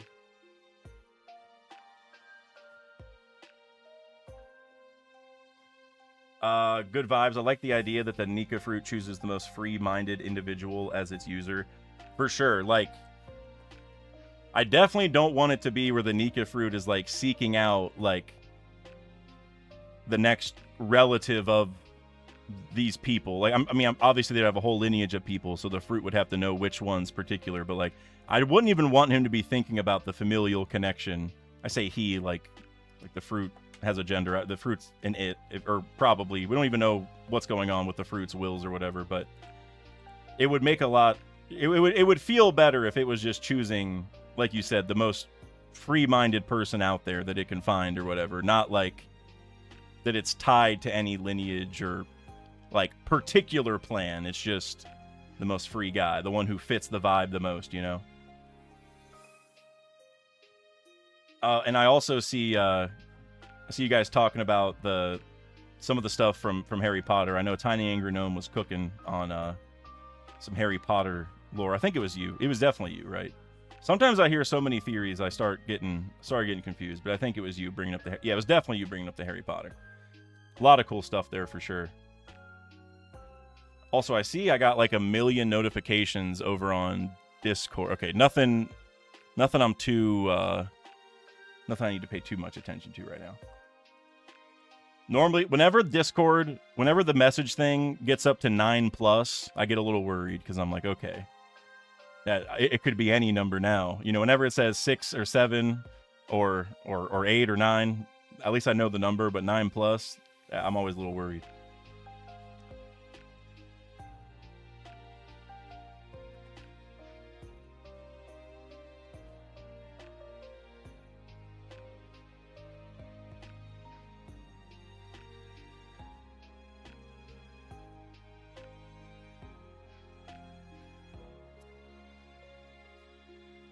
I'm just scanning the chat for some more prediction. I mean, you guys are cooking, but Prophet of Zebek, you said Zoro and Sanji are Luffy's sword and spear, which I love that. I definitely agree with that because like a lot of the depictions of Nika have him with like a sword and shield or spear and sword or some kind of weapons, right? But that should be Zoro and Sanji, and it makes sense because like Zoro is obviously, I mean, he's a sword wielder. He's like an offensive kind of player. Like if this was like a video game, like his offensive stats would be really high and his defensive would be kind of mid. But Sanji's defensive stats are way up there, and his offensive are probably a little bit lower, right? Because Sanji's got the speed, and now he's got the durability with the exoskeleton and all that, right? So they sort of are like sword and shield already. So I totally agree with that, for sure. And then you said the original weapons were lost to time, like the Nefertari weapon. If it's not Yoru, I think the Nefertari weapon could be Nika's shield. Yeah, so the Nefertari weapon I feel like is a whole other thing, because it's, I mean, I assume it's out there. In theory, it could be like rusted away, unusable. Maybe it just got destroyed because Lily betrayed the government and died or whatever, and something happened to it. But I assume it's out there because that would be way too cool of a plot line to have like some special blade that Vivi needs to go get. I don't know if Vivi's gonna use it, right? I don't think that's necessary per se, but her finding it and there being some lore about it, and she has to sort of think through like, okay, well, if Lily did this with the sword, it must be important, so I should go do this. You know, a lot you could take away from it. Dexter, my second prediction: I will have a smoke with my beer. You know, I would put that on here, but that feels like it's pretty much already confirmed. You know, I mean that it's gonna, or at least it's gonna be confirmed in the next 5 minutes. You know, so solid choice though, solid choice. Good vibes with the $5 super chat. Do you think Shamrock has a permanent omen? Cerberus is the Fagarland family weapon, question mark. Also, all the weapons will have some sort of demon tied to them. So as far as Cerberus being the Fagarland family weapon, like, it kind of goes back to what I said earlier, where like Garling should have, well, I don't know about should, but there's an argument to be had that Garling would have the Fagarland family weapon as the higher ranking Fagarland member, right? But at the same time, this, like, the Cerberus sword being one of the 19 sounds right too. You know, like that wouldn't surprise me at all.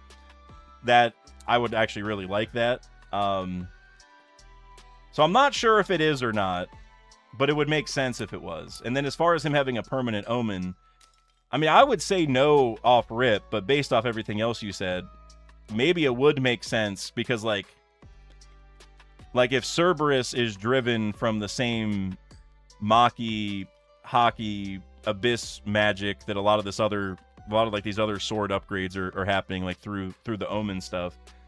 Maybe he does. Maybe he does have like a, or maybe it has something to do with his Abyss mark, because, you know, like there's 3 different ranks to it. Maybe whenever you get the top one, you sort of have a permanent omen, but maybe the middle tier, like, you don't always have the omen, but you have all the other stuff, right? I mean, it might have something to do with that. Because it would make sense that Cerberus is driven from that Abyss stuff, right? It would, like, that, it would make sense to me. Like, it seems like that level of a power-up, right? And then as far as, like, will all the weapons have some sort of demon tied to them?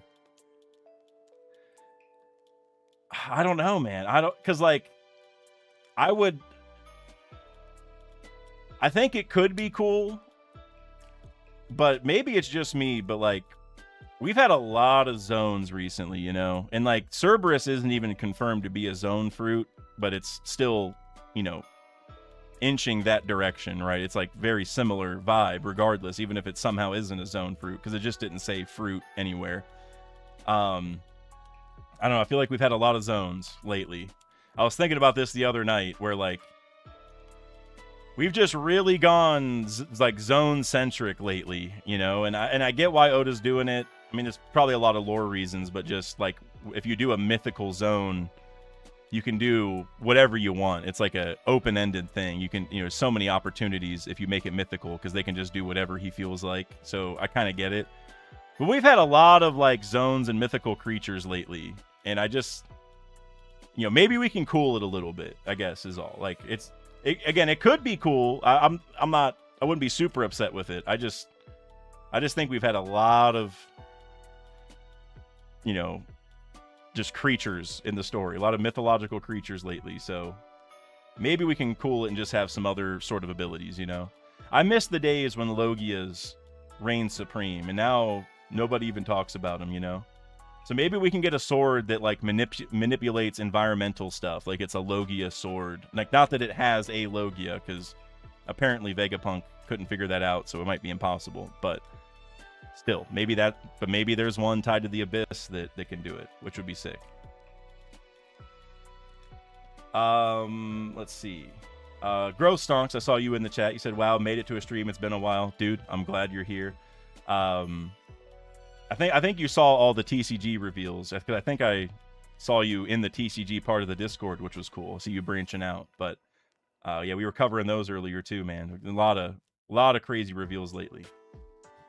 Mr. Bushido with the €5 super chat. Usopp pulls the sword out of Luffy in the tree. This could be a reference to the sword and the stone, as the Norse version Graham was in a tree, not a stone. That's a good one. Let me put that on here. Can you guys even see what I'm doing? Yes, you can. Perfect.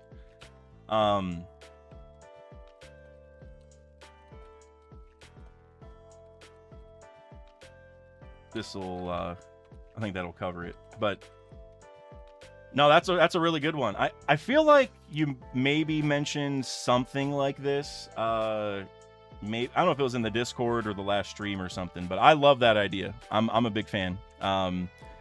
Mainly because I want Usopp to do something. Because he, as we said earlier, he's just... Oda's making him purposefully useless right now, it feels like. But I didn't really know much about the Norse version of Graham or anything like that. So if there's like mythological backing to that idea, then for sure. Because that would mirror Excalibur, right? In which Usopp already brought up earlier this arc. And, you know, Usopp being the only one who can do this for some weird reason. And then Imu's like freaking out, like, how could you do this? Like, nobody else can... Anybody who touches these just gets vaporized. How are you able to, you know, wield these blades? Or, I don't know, something. I would love that.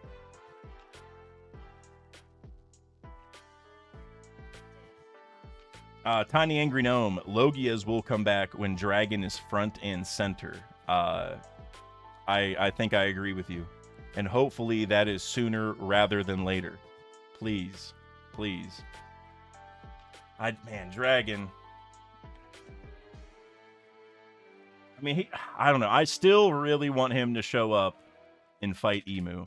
I mean, maybe what's about to happen is once Luffy is knocked out, or he falls off the tree, or he's incapacitated in one way, shape, or form, then Dragon can show up, because Oda doesn't want Dragon and Luffy to meet, I guess. You know, it's kind of like Logtown, where Luffy never got to see him. It could be a similar thing, where Luffy, like, as soon as he falls off the tree, Dragon shows up. You know, I'd be down for that. Plumed Black Hat, you said Dak Patreon when? I should be doing that soon, I'll be honest. I really should, because, as a lot of you probably know, you know, Shueisha has been on a striking spree lately, which I'm good right now. I have no striked videos currently. I have no active strikes, so I'm all good. But they still have been very active, and it's annoying. So I should make one just as, like, at bare minimum, a backup for all my stuff. But there's a lot of other kind of cool content I could put over there for sure, that I think you guys would like. So I need to do that. I could even do a thing. I was thinking about this, because I think King of Lightning does something like this, where maybe like I do my chapter reaction, and then after I get through all the super chats, then I can like open up, like I can go into like a group call with some people from the Patreon or something, and then we can talk about the chapter that way, right? Like literally talk like vocally in the stream, like get other people on there. You know, my hesitation with getting like, you know, pretty much anybody on the stream is I have no idea what people are going to say. And then you know, that's just, it's always a little risky. But if I did it via Patreon, I would feel pretty good about that. I think that'd be safe. So something like that. I don't know. I think that'd be cool. I think that'd be a cool setup to do it that way. So, because I've been thinking too, not that there's like a problem with them, but I should like build up the chapter reactions more, like, because like, I mean, I go live for like an hour or two, which is plenty, but if I could like add on to it and make it even more interactive, and it ends up being like 3+ hours every time, and I can bring people in to like literally chat and just spitball ideas for a little bit, like, you know, I don't know, like the chapter reactions are like they're the big deal. That's like game day. Like if this was like a pro sports league, that's like game day. You know, we got to have all the discussions on it and all that, right? So thinking something like that for sure. Dexter, OnlyFans when? That's coming after the Patreon, guys. Once the Patreon blows up, then, or actually, no. What I should have said is like, oh, you guys haven't already been subscribed to my OnlyFans? What's going on, guys? I thought you all knew. I thought you were all subscribed. Come on. Corrosis, you said Ivankov hits Dragon with the hormone fruit, pre-saving Luffy to hide his identity. Imagine if he went to those lengths to not show himself to Luffy, like, at all costs. Just can't do it. Dexter, you said call Patreon the Dactreon. That is definitely what I'm gonna do for sure. Oh, guys, I totally meant to mention this earlier. I don't know if this will really even pertain to a lot of you, but I know a couple of you were in or around Ohio. But I'm actually vending at a card show next weekend for the first time ever. I'm bringing I have One Piece and Pokemon and a little bit of Naruto. But I want to start going to shows and, vending at the card shows. And also, I might do some kind of content on it because I love watching vendor videos. But that's like, I don't know. They don't get a ton of views, and I feel like that's a lot of work. So I'm not sure if I'll actually do it. Maybe I'll do it as like a fun thing on the Patreon just for whoever wants to see it. But yeah, if you're in Ohio next weekend, there's a card show in Newark. I think it's the R&D card show. I will be running a vendor booth there.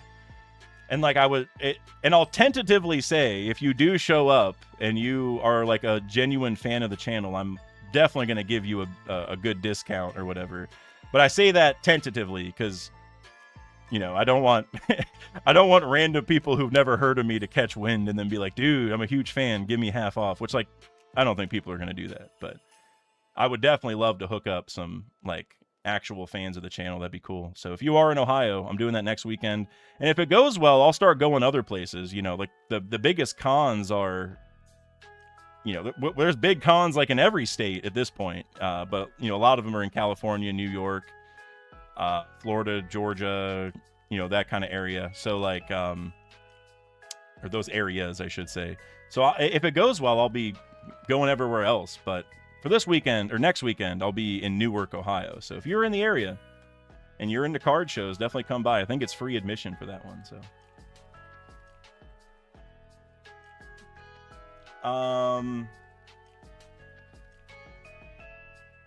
when is the Dak Knack collab? Dak and Knack, low key, a hard ass channel name. Dude, I need to get Knack on here to do some OPTCG practice, to be honest with you. That would, because I think I told you guys I'm participating in the Mera Mera no Mi Coliseum event, so I'm trying to win the 1-of-1 Mera Mera no Mi card, and so I need to practice, because trust me, I am not at the level necessary to win that. But Debus, you said, hopefully the show goes well. Currently working on that stuff for you while I listen in the background. Dude, I appreciate you. Thank you, brother. Thank you. Yeah, man, I'm excited. The booth is gonna look real good if I get some of that custom stuff from Debus, for sure, dude. Like, I can't wait. The booth will look booth's gonna be phenomenal. I want to sell a lot of like auxiliary products, as I call it. Like, just obviously I'm gonna sell a lot of cards, but I want to make some cool side merch that I think One Piece fans will actually like, and appreciate. Like, kind of use my entrenched knowledge of the One Piece fandom to leverage for cool merch, like, which I probably could do on the channel, but I really don't like shilling merch and stuff that much. But at a vendor booth, I mean, they're coming to me looking for cool stuff, so it's a little bit different. Good vibes, you said. Let's run it. I'll train you. I'll be sensei. Dude, yeah, I need to practice with you too. I keep thinking Knack because Knack is going to regionals in Dallas, so we are actually meeting there because the Mera Mera Coliseum and the regionals are in the same place at the same time.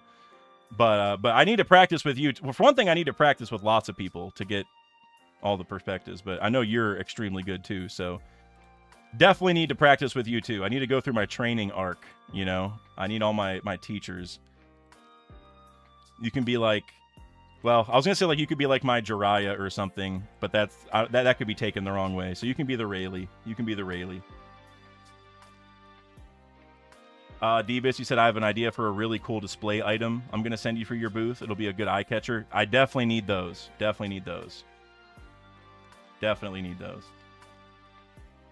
Veneerace, you said pull Hidden out of retirement for a DAC exclusive chat. Dude, I don't think I would be able to pull him out of retirement at this point. If he ever does, maybe it'll happen, but I don't think it'll be me. Unfortunately. Hopefully he comes back one day for you guys for sure, because I mean he made some extremely good content. I definitely miss those collabs for sure. Good vibes. I'll be your pervy sage. There. Okay, cool. So you don't mind being called the Jiraiya. Okay, good. Then you can definitely be the Jiraiya for sure. For sure.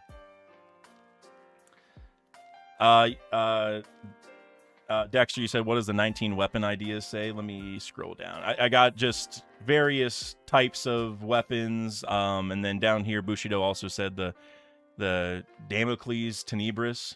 There's no way I'm saying that right, but I gotta be close. Yeah, I guess I don't have to put. It kind of does look better if I put a space in between each row, doesn't it? I was gonna get rid of the spaces so you could see them all, but it kind of looks better this way. Yeah, lightsaber's crazy, but it might be the coolest one on the list, though. You know, like it's high risk, high reward for sure. Any other predictions though? I feel like I keep getting off track, so sorry about that, guys. But if you guys have any other predictions for 1190, definitely go for it. Dude, it's been an hour and a half now. I'll probably end the stream in about like 20-30 minutes or so. So still got plenty of time for other predictions or whatever if you guys have them for sure. Tiny Angry Gnome, I think Atlas the Hun's weapon will be Marcus Mars' weapon. It's called the Sword of Mars. I'm gonna look this up real quick.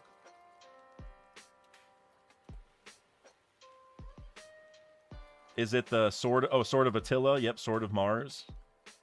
All right. I got another idea for Mars's weapon, but I'm gonna put this one first real quick. Sword of Attila.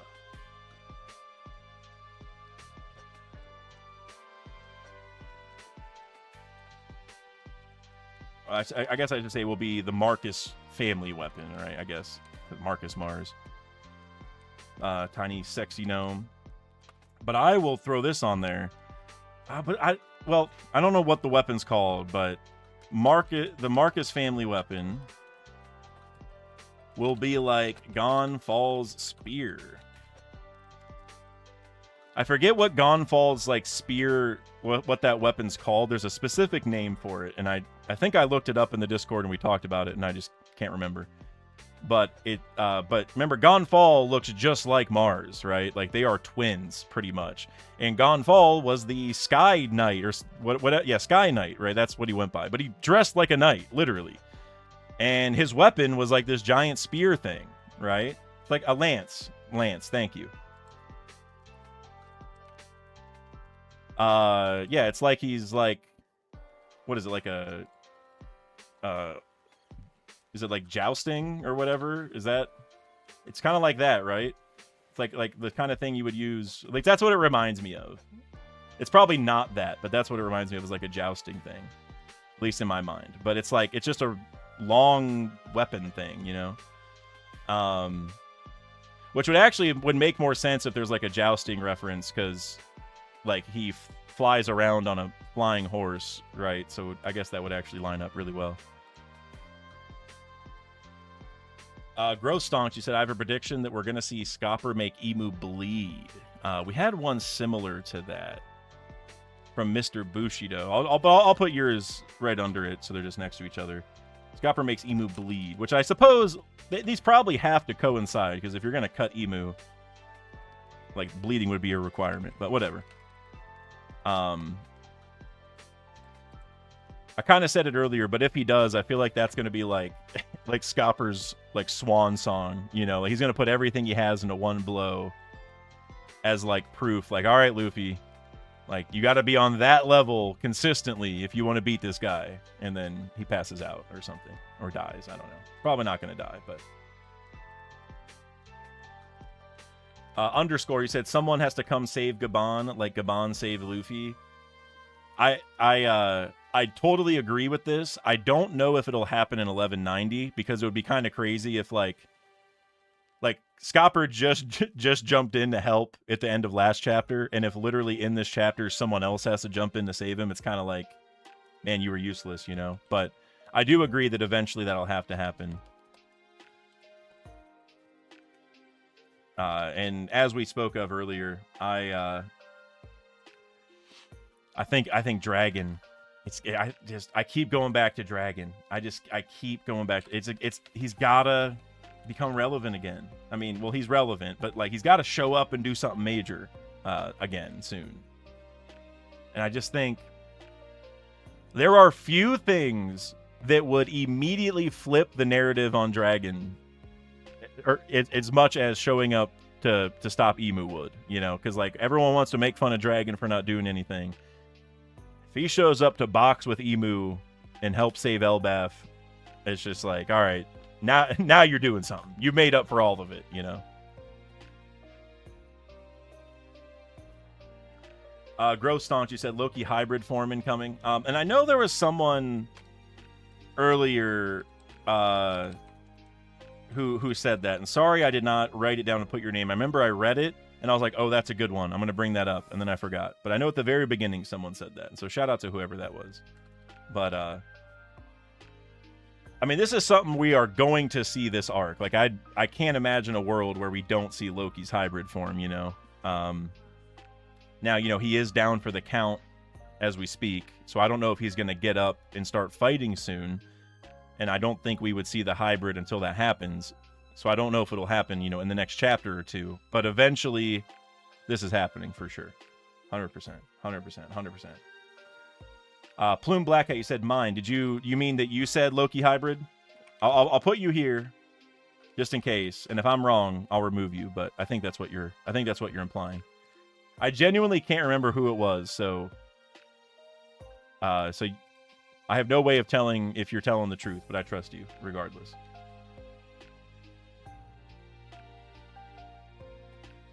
Leo Legendario, my prediction, Summers and Killingham reveal the special abilities of Graham and Longinus. Okay, you're cooking. I think that's like that is one of the most likely predictions for the next chapter. That's like still a really good one. I think that is definitely going to happen. Well, we know it'll happen eventually, and I think next chapter is a very good chance.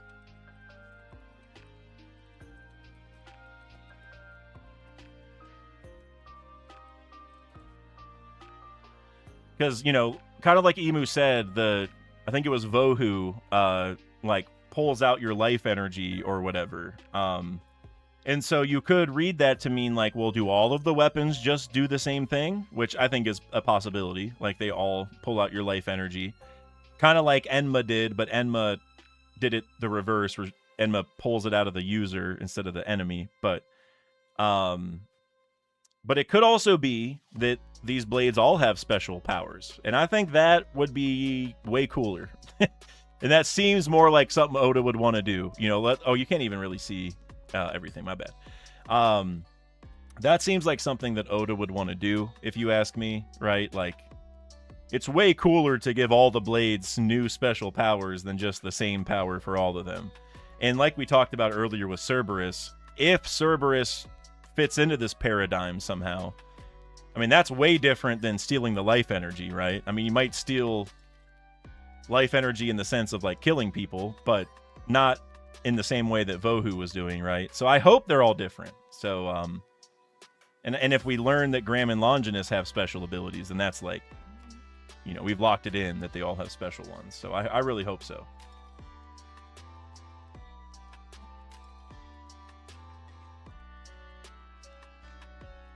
You said the Loki hybrid isn't my prediction. My prediction is Gear 5 Bonnie versus Zaza. Okay.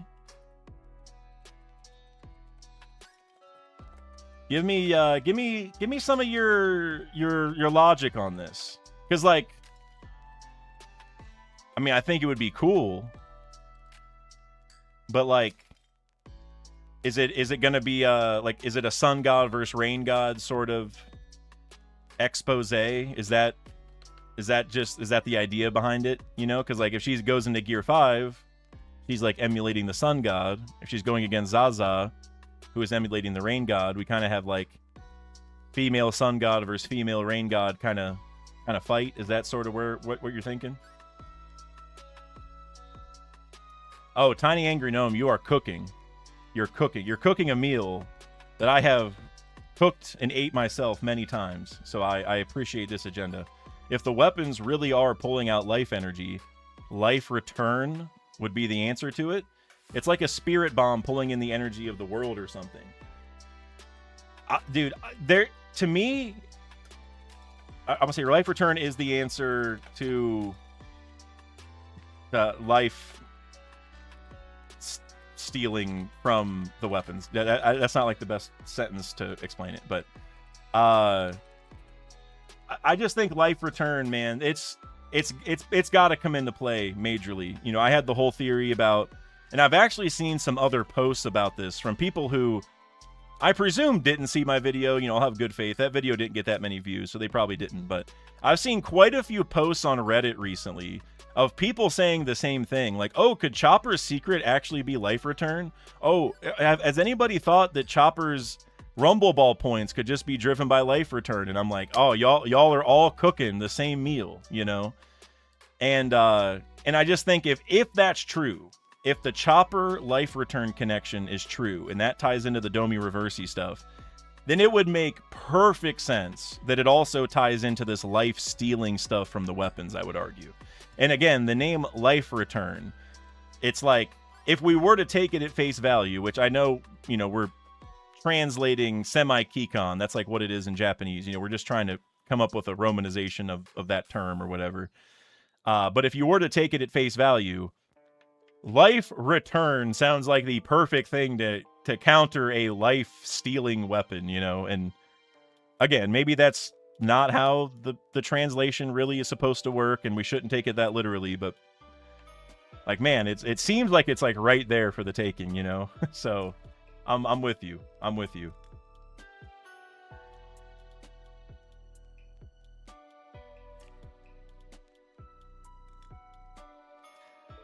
Dexter, you said, do you think Ibu powers will actually be well explained or nah? Eventually, yes. I think Oda is 100% making it somewhat ambiguous for a while. You know, like, obviously we know he has the devil fruit or whatever. But I think he's gonna take his time. But I do think it'll be well explained. Like it'll make sense and fit really well, and you know, I don't think he's gonna leave too many stones unturned for Imu by the time the story's over. But it'll take a while. He's definitely gonna have a slow drip for that, for sure.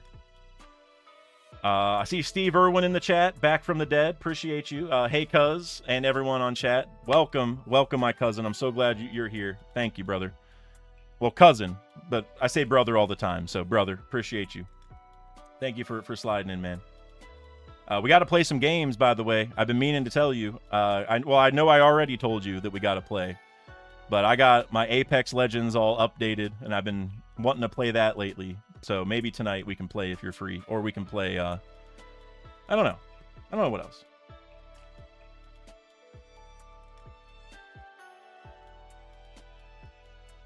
Leo Legendario, you said, Dak, Gonfall is based on the Don Quixote who had a lance. So maybe the Don Quixote family is the one that has a lance.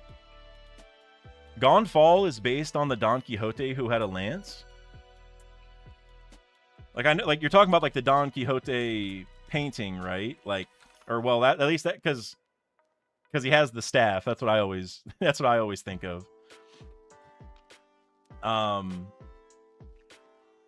Like, it's tough because, again, Gonfall is literally well, not literally, but looks like a clone of Mars, right? And so I would tend to think that connection is more important. But yeah, I mean, Don Quixote, yeah, I mean, I guess you're right. Like, because I have the painting, the painting in my other room, so I see it all the time. You know, the Don Quixote painting, like, he is holding like a spear and he's riding a horse, or like he's holding a lance, I suppose, and riding a horse. And again, you go back to like jousting, like you have like a spear thing or a lance and you're riding a horse. So I guess that does kind of fit with Gonfall, right?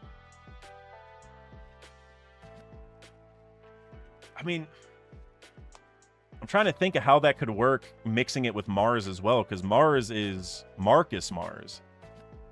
Unless we come to find out that, like, maybe Marcus Mars's full name is actually like Don Quixote Marcus Mars or something stupid like that, you know? I mean, that might be a simple way around all the hurdles here, but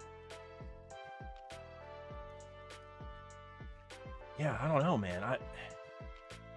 I'm gonna put that down here somewhere. Don Quixote weapon is a lance like Gonfall because of Don Quixote.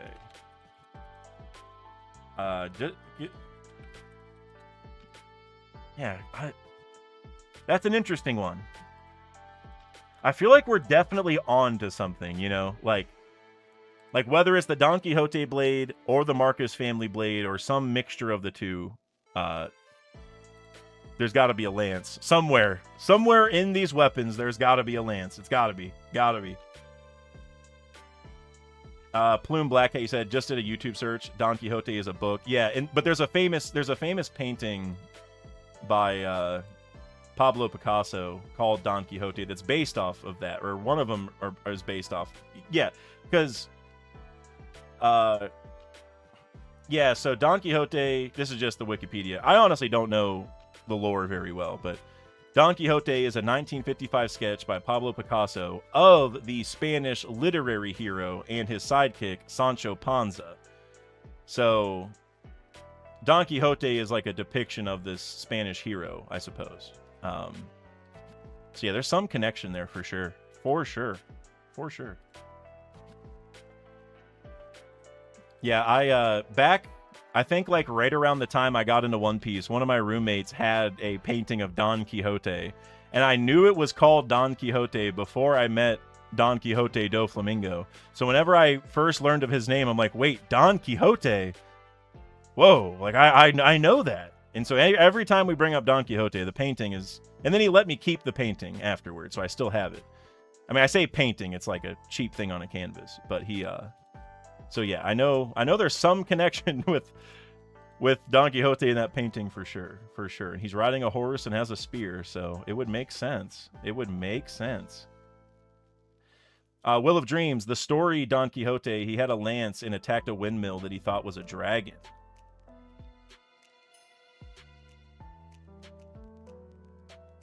Oda's pulling something from that. Like, obviously, I mean, he named a whole family Don Quixote, and they're an important family. Of course, I think it's obvious he's using it. But that it goes deeper than I thought, dude. I just kind of took it at face value, like, oh, he's making a cool reference to a famous thing. There probably is more to the story that we should have been thinking of. That's crazy. So he attacked a windmill thinking it was a dragon. And, you know, whenever I hear wind and dragon in the same sentence, I think about dragon and the wind fruit that I still hope he has. But yeah, that's crazy, dude. That's crazy.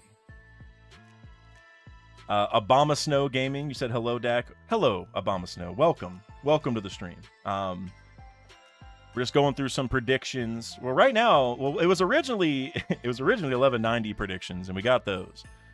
But then now we're on to 19 weapon ideas, just weapon types or lore or whatever. So if you got any, throw them in the chat. We're going to be wrapping up kind of soon here, but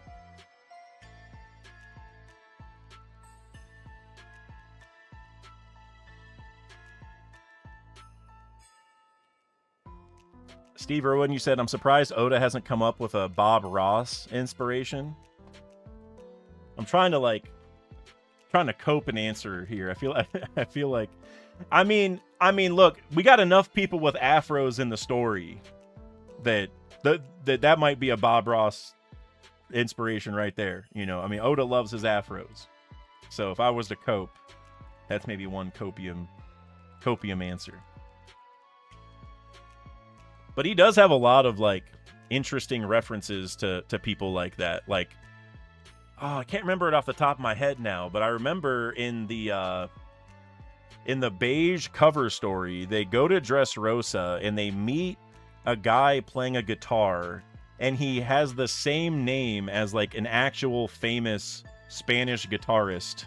And it's like stuff like that where like Oda throws like random real world references in all the time. I cannot remember that guy's name for the life of me, but I remember mentioning that in the cover story video, and I showed who the guy was. Just like a random famous musician, and Oda's like, I'll just throw him in here. I'll just name him the same name as the guy. Obama Snow, you said Loki gets back up next chapter. All right, that's interesting. I'll be shocked if this happens, just because in my mind, Loki is like cooked for a while. But then again, they were given Loki, like Loki got eaten alive pretty much by Cerberus like 2 hours ago, right? It's the same day, right? The Cerberus thing, it's the same day, I think. And they were giving him the whale blood, and they were like, oh, it's going to take you months to recover. And then he just gets back up and he's all good, you know, which that's like anime logic. But I don't know. Now it's happened again. But Scopper also got up after like an hour of rest. So I don't know. At this point, damage doesn't even matter. The damage isn't real. 25th Slayer, welcome. Welcome to the stream. 3D 704. You said dude got stabbed 5 times in a day. Yeah. I feel like Loki should just be dead at this. Like, if you go look in the anime, it was like way more brutal in the anime, where he's just getting hit over and over and over by Gunko's attacks, and he's already like dripping blood, almost passing out, and he talks a little bit of smack to Shamrock, and then he like uses Cerberus on him, and like you can hear Loki scream like if you didn't know better, you would think he probably just died, but nope, he just gets some whale blood and he's up an hour later, you know. So yeah, he I don't know if Loki's gonna get up, but hey, but honestly, it's not a bad prediction, because at this point, it's not impossible. Zones recover very fast. He could go hybrid form, I think. That's true. That's true. Yeah, I mean, between the zone healing boost and just anime logic, Oda logic, he could get up. Going hybrid would be pretty sick. We got to see it at some point, that's for sure. 25th Slayer. That's a great prediction, because that was the same one I said at the beginning of the stream. Well, I guess you said Joy Boy reveal, so I'll put Joy Boy reveal, so you get your own slot. But I definitely agree on the Emu drops lore. That is like, if that doesn't happen next chapter, it's happening eventually. Like, the fact that a man who went to Laugh Tale is fighting Emu in the flesh is like ripe for lore drops. You know, it has to happen.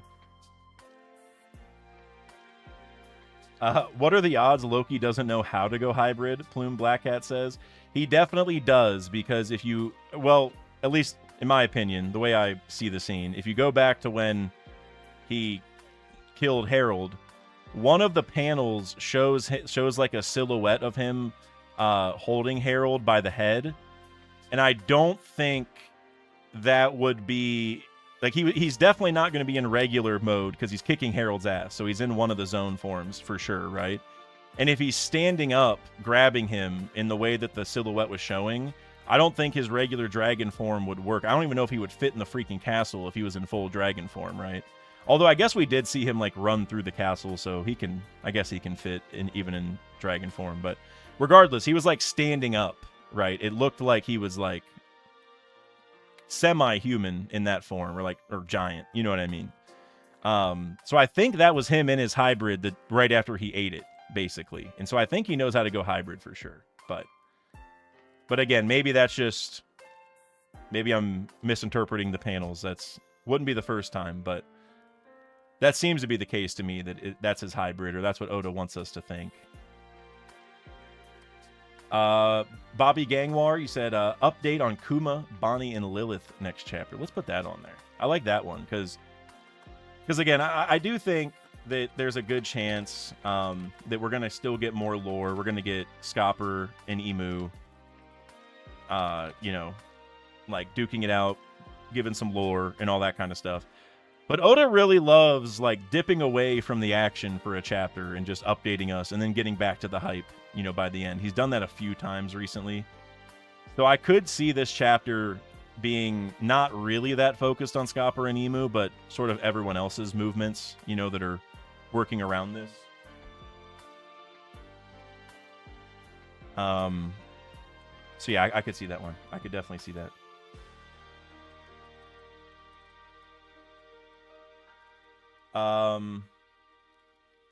Kylik the Luminary, I think I'm saying that right. You said, bro, your content cures my depression. Thank you for following your passions, bro. Thank you. Your comment cures my depression, brother. Thank you so much. Seriously. This is that means a lot. That means a lot. I mean, I do make money from it. I'm not gonna lie. You know, I think most people know that. But I mean, I definitely do this, you know, for the love of the game. I was at this card store opening yesterday, and we were just talking theories and how hype One Piece is, and I'm trying to get people to start watching it who haven't watched it before. You know, it's very much a love of the game thing. So I appreciate you stopping in for sure, man. That's what it's all about for sure. Will of Dreams, we see inside the 3,000-year-old factory. I'm putting that one on there.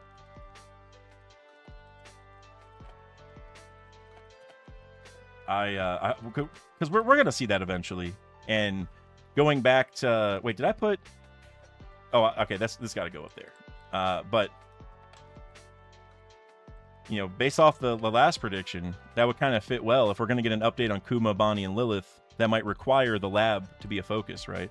So the next chapter, honestly, could be a lot of like the lab stuff and the library stuff. And like we don't even really talk about Scopper all that much. Like maybe we see Luffy fall off the tree, we see where he lands, we see the lab, we have some discussions in the library, we go back to Scopper, he like drops a hint about some lore, chapter end, next chapter is a lore fest, you know.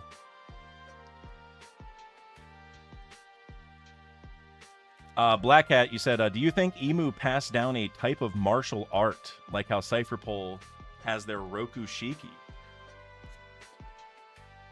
I mean, it would have to be the Maki stuff, right? Like, I don't know if that's a martial art per se. So if you want martial art specifically, I don't have a whole lot of good answers for you, but the Maki stuff definitely seems to be something like that. Like maybe it's just his devil fruit and he's the only one who can really use this and that's the whole story. But I feel like it's a power system that is like lost to time, so to speak, or something like that, you know? So I think that's it. Like, and I don't even know if Maki is the right word. Omen, Maki, Abyss, whatever the power system is for Emu. You know, it feels like that could be it. Kylik the Luminary said Haradine chapter next week. All right, let's do that. Let's put that on here. Because I know I was ragging on on Haradine quite a bit because he said the biggest lie that I've ever seen in One Piece, where he said he's gonna beat Emu. That just, I mean, look, Oda's done crazier things, but not too many crazier things. But regardless, he's gonna do something cool, right? Haradine's gonna have a big arc eventually. I don't think there's any doubt about that. I'm definitely a believer he will end up as the King of the Giants, and he will earn it, and he will prove himself to be like, you know, the heir to Herald. Like he is going to be probably like, I don't know if he'll be as strong as Herald ever was, but he will do something strong enough to make people, you know, see the Herald in him in that way. So he's going to do something cool. He's not going to beat Emu, but I like this. We're going to have a Haradine focus section of this arc, and it's going to be sweet. I think Oda's going to cook with him. It just won't be where he's cooking Emu, but it'll still be cool. I agree with you for sure. And honestly, this week would be cool to get, at least to build it. Like, maybe Haradine this next week says, like, you know what, guys, I've got a plan. I remember Dad told me something. I'll be back. And then maybe we get the full drop later, but I could see that getting started because he seems pretty serious right now, you know, and it's also a chance for him not to surpass Loki, but to look good in comparison to Loki, because like Loki's out right now, and so if Loki is actively fighting Emu and doing damage like he was earlier, it's gonna be real hard to make Haradine look good, you know, like he's always going to look worse than Loki, like the lesser of the two brothers strength-wise. But Loki's down for the count for the time being. So if Haradin does something now, and he's able to, you know, make an impact while Loki is down to like sort of help the cause, I think it would give him some shine that he probably would have a hard time getting if Loki was still, you know, out and about. So Will of Dreams, Haradin learned the King's Punch after watching Elizabello. Dude, okay, that is one of my favorite theories I've ever heard in my whole life.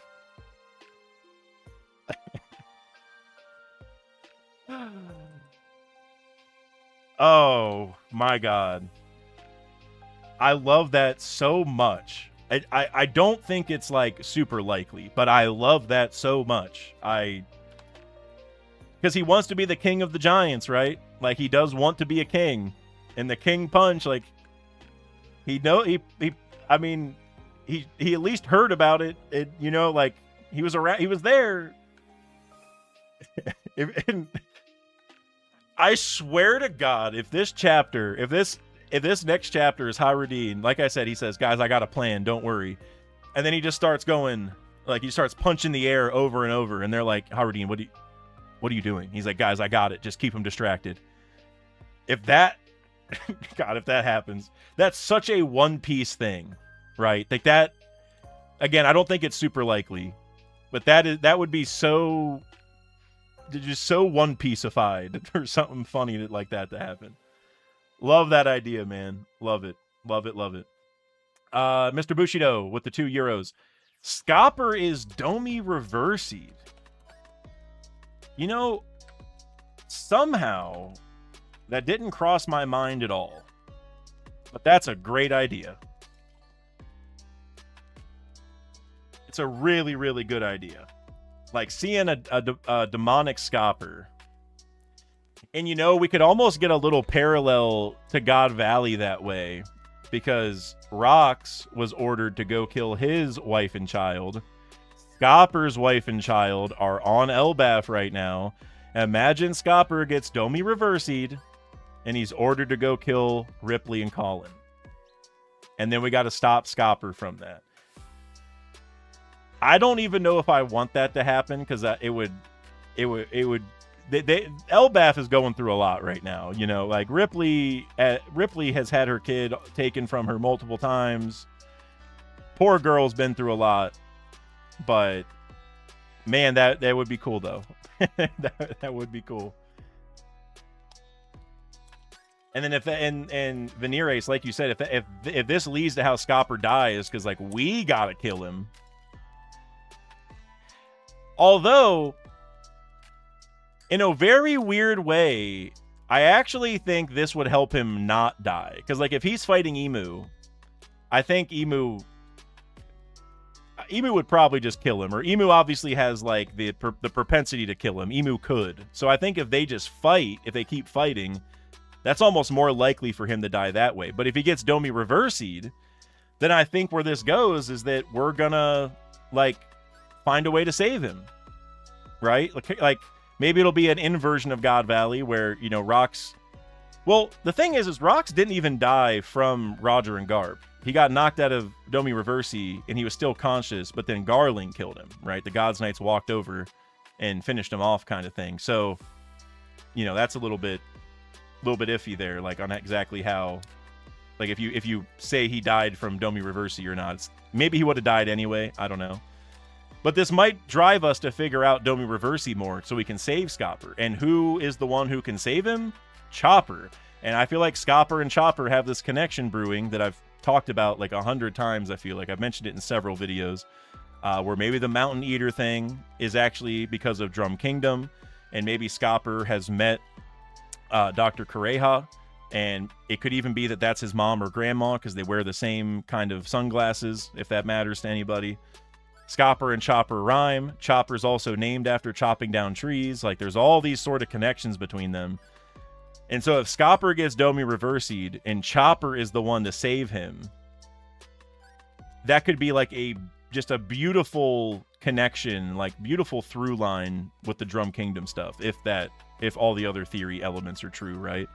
So I really like that idea, to be honest with you. That's cool. And then Adele SSHX with the 799 SAR. I believe those are the Saudi riyals. Is that correct? I'm gonna double check because I'm gonna learn all the currencies eventually. Am I right? Saudi riyal. Look, I'm learning. Thank you, Adele. I appreciate you.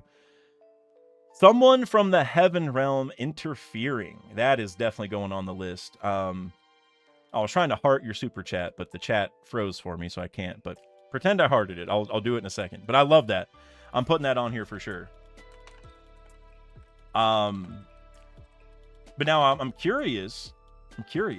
Who do you think that is? Because I think those of you who've been around the channel enough know who I'm gonna say, and that's gonna be the GOAT himself, the Mad Monk, Yarouge. But or Dragon, you know. But Yarouge is definitely my guess, because my GOAT has to show up at some point. If he doesn't show up, I'm gonna be a sad man. I'm gonna be a sad. All my theories will be wrong, and I'll just be sad that my GOAT didn't show up. But if you have any other ideas, definitely let me know. I think that's... Oh, you can't even see it. My bad. Or, well... There we go. You're on there. But yeah, any other ideas? Oh, God. Bushido. For €2, the minks arrive and Carrot chases Emu away. You know, I'm not even going to put it on the list because if it comes true, if the minks do anything, we already know that that's like a Bushido W, you know? Like, it doesn't even have to be on here. It's presumed. It's presumed that there is a Bushido mink theory on here. So listen, if that happens, that's the craziest W ever. But I'll be shocked. I'll be shocked if that happens. As always, with all the Carrot theories, I will be shocked. Especially the Carrot chasing Emu away. I mean, come on now. But the minks arriving, there's a chance the minks arrive eventually. Like Zunisha showing up. All right, you know, that's all right. That'll happen. Like Zunisha's gonna show up somewhere eventually. You know, Zunisha's not gonna wander literally forever. But Carrot chasing Emu away. Come on, man. Come on. I see the L's in the chat. Y'all know what you're talking. Y'all know. Thank you, chat. Oh, I see a couple W's though. That's well, I see one from Bushido, but Adam dropping it. I'm gonna assume that W was for something else. It's gotta be. Bohu would smack TF out of Sulong. Come on now, that's facts. Nick Ovento, you said, is Gunko lore drop on the list? It's not, but it probably should be, huh?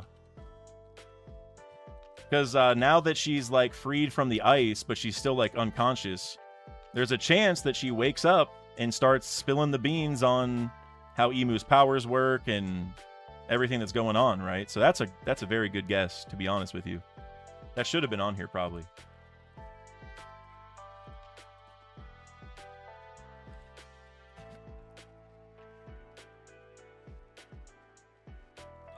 Let's see, where are we at? Dude, we're past 2 hours already. That is insane. All right, guys, I think I'm going to wrap it up here. I think we're good. So let's go ahead and do a quick little recap of some of the theories. So obviously we got, this was brought up several times, you know, dropping the lore and stuff. That I feel like is the most guaranteed one. Shattering the Axes, the Rat King, the Mass reference. I think all these are really good. You know, the more I think about it, this one I feel like is actually really likely from October. I don't know if you're still here, October, but I really like that one. That one I feel like is really likely. Really like a lot of these Biblo theories because we're going to get Biblo lore, right? Like in the next chapter. So, or well, not in the next couple chapters. So I like that we got a lot of these. I don't know about, you know, the parrot one. I know Isaiah was joking, but you know, a lot of good ones there too. Usopp one was really good. Loki hybrid. That's going to happen soon too. But honestly, I really think Gunko lore drop's a good one, Nick. I don't know if she's going to wake up though this chapter. But that one's a good one. A lot of good suggestions this week. Ramen Longinus powers for sure is a good one. And then down here, we also got the weapons. So if anybody didn't see all these, I feel like flail and mace and halberd and maybe cleaver are almost like guaranteed.